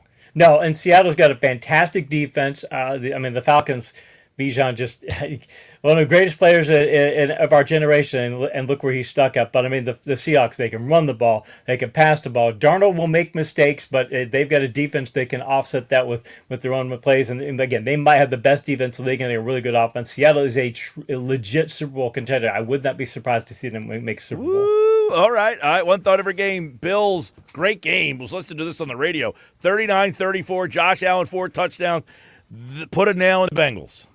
Yeah, and hey, the Bengals it looked like they were going to win a shootout, and their defense is just that bad. It's like, they are you can't go if you go past first mode. It's like, hey Eagles, you want to go past first mode? You lose these sorts of games. You get into shootout games. That's what they are. The Eagles have better defense than the Bengals, but it says a lot. And Burrow, if they needed him back 3 weeks early because they had that, they'd still have a shot. But now they don't. But the Bills keep their division hopes alive because they can get a win this week. They might be able to close the gap. One thought every game. How about the Bucs losing this game to the Saints? Tyler shook with 2 touchies. Exactly. And the Bucs, they're healthy now, and they played down to their talent level. Their defense is not that good. Their passing game is still 122 passing yards from Baker Mayfield. They've got the makings a really good ground game. Their defense just is not that good. But Chuck, hey, look, that's what happens when you got a fantastic play calling. He's got Kellen Moore's play calling, and Kellen Moore knows I can find ways to have this guy make a few plays. We don't have much talent, but there you go. I think it was a coaching win for the Saints in that one. One thought every game. Daniel Jones hurt. Jags win. Colts look like they're done. They have called Phillip Rivers to play quarterback for them, but the Jags are now in the top spot in the AFC South. And the Jags, rightfully so. Cohen's a very good coach. He's got this team doing the things that it can do, and they brought in Myers, and he's playing really well. If they get they get all the receiving core healthy, they've got a really good passing game. The Colts, JT can only take us so far, and now you've got Riley Leonard. You got big problems there. But I couldn't understand why the Colts were a road favorite in Jacksonville. They hadn't won there 11 years, and Jacksonville's just a house of horrors for them. And now they not only lose their quarterback, and probably they're out of the playoffs. This is unbelievable. You call Phillip Rivers. Really, this is the best option that you could find. He hasn't played since 2021. He is 44 years old. Steelers hold on late, a wild play there, but they're in first place over the Ravens. They are, and the Ravens, Lamar Jackson is just, fantasy-wise, he finally put a 20-point game again, but he's just not what he not what he was. He's too banged up. I mean, he's on the injury report. He's had a bunch of different injuries, and he can play, and it's not like he's too hurt to play, but I think he is banged up, and that's a big problem for them. I got to give Steelers credit, though. The Steelers, they do enough on defense. They can run the ball well. I mean, they do nothing on the ground. They had 34 rushing yards. They still put up 27 points. They manufacturing ways to win. It speaks well for Mike Tomlin, who's he's not going to have that losing season if he can help it. One thought every game. Broncos 24, Raiders 17. This was a wonky finish to this game. Trying to get a little extra money in your pocket there, Pete Carroll, are you? But the Broncos win again. Longest active streak in the league, 10 straight. Do not understand that. I had to do my picks articles for the Athletic and things, and I went 6 and 8 in my picks articles there because I would have gone 7 and 7 if not for that. So I didn't lose any money, but I was like, it's like, why are you doing that? And it does say that, and I don't know what the answer to that question is. What I do know is the Broncos still have a really good defense. Bo Nix is playing really well. They've got a tough schedule, but this is a team that. I would not be surprised to see a Denver-Seattle Super Bowl because Denver can just grind it out and win a lot of those sorts of games. You got to be winning low-scoring games. They're a team that can do it, and you got to have an offensive and defensive approach together that can win those sorts of games. They have it. Denver-Seattle Super Bowl. Wow, who had that at the start of the season? Packers 28-21. Packers are 9-3-1. First place in the North all of a sudden. These two teams play again in a couple of weeks. But this one, back and forth. Great game. It was a lot of fun. But the Packers get this one. And the Bears' defense is their offense is really good. People were thinking, hey, Williams is not going to be able to pick up Ben Johnson's system. He picked it up, and he's played really well. And they've got a good two-headed ground attack. So, I mean, their offense is fine, and they'll be better. But they've got some defensive problems. They got some people in the secondary who just are not good enough. And the Packers, A, have the talent to go after it, and B, LaFleur's wise enough and smart enough play call to be able to say, I'm going to single these guys out in there. And think about Watson did very well like that. Their receiving core is just now getting healthy. They've got the deepest talent in receiving core in the league. So the Packers, they're going to be a tough out in the playoffs. One thought every game. Texans on Sunday night. They beat Mahomes and the Chiefs 20-10. The Texans are in the South race. Are the Chiefs out of the race? I think they probably are. If they get one more loss, even in the division, because they're bound on tiebreakers too against the bottom two teams and the bottom two wildcard teams, they lose tiebreakers to both of them. Their offensive line is banged up, and they've got just an article for the Athletic this week, and their offensive line is banged up, but they're also not. They've got bad matchups the rest of the way. In fact, the headline of the article is you might want to consider benching Patrick Mahomes. He's not been that great in fantasy, but I think he's going to have some dud games in the playoffs. And I think what Bill Simmons said, this could be the first time that Patrick Mahomes is going to be playing. He could be playing in a couple weeks. The first time he's going to be playing a meaningless game. I think that's where the Chiefs are going. Wow. One thought every game, Rams, Cardinals. Rams are the 1 seed now, and this is the kind of game you got to take care of business on the road, 45-17. They did, and to be able to say and Blake Corum, I got people asking, should I put Blake Corum in? They're like, guys, it was a blowout, and they put Corum in there. He is that good, and maybe they might split between him and Williams. It might be a lead alternate now, or maybe a platoon. But they did that because the Cardinals are a team you should be able to beat, and that's the thing. It's a sign of a focused team. Bill James used to say, people said, oh, you've got to win close games. He said the sign of a great team is not that you win close games, that you don't get into close games. And when you play bad teams, you beat them and dominate them, and that's what the Rams did today. So, again, I'm talking about the Denver-Seattle Super Bowl. I think the winner between the Rams and the Seahawks are probably the team that's going to not the division, but in the playoffs. I think that team is going to represent the NFC. One thought every game. The Dolphins win again. They are 6-7, same as the Chiefs, and they beat the Jets here. And that they were able to do it. Jalen Wright, Achane gets hurt, and then Wright goes in there 24 carries for $107. Like, again, every fantasy manager is like, oh, what should I do with Wright? I'm like, you should definitely highly prioritize and make it the top of your list because he's that good. The Jets are not a good team. And again, the Dolphins will be able to go out and do that. I'm not saying the Dolphins are a great team, but talent-wise, this is a game the Dolphins should dominate. They should win pretty handily, and they did. And again, with Tyrod Taylor out, and the Jets now down to their, third quarterback? That's got to be a tough organization to work for. Miami, though, they're in the mix here. I mean, they are kind of hanging around this thing. Unbelievable there. McCarthy and the Vikings, they get a 31-0 win over the Commanders. The Eagles play the Commanders twice. Do they look like they have given up?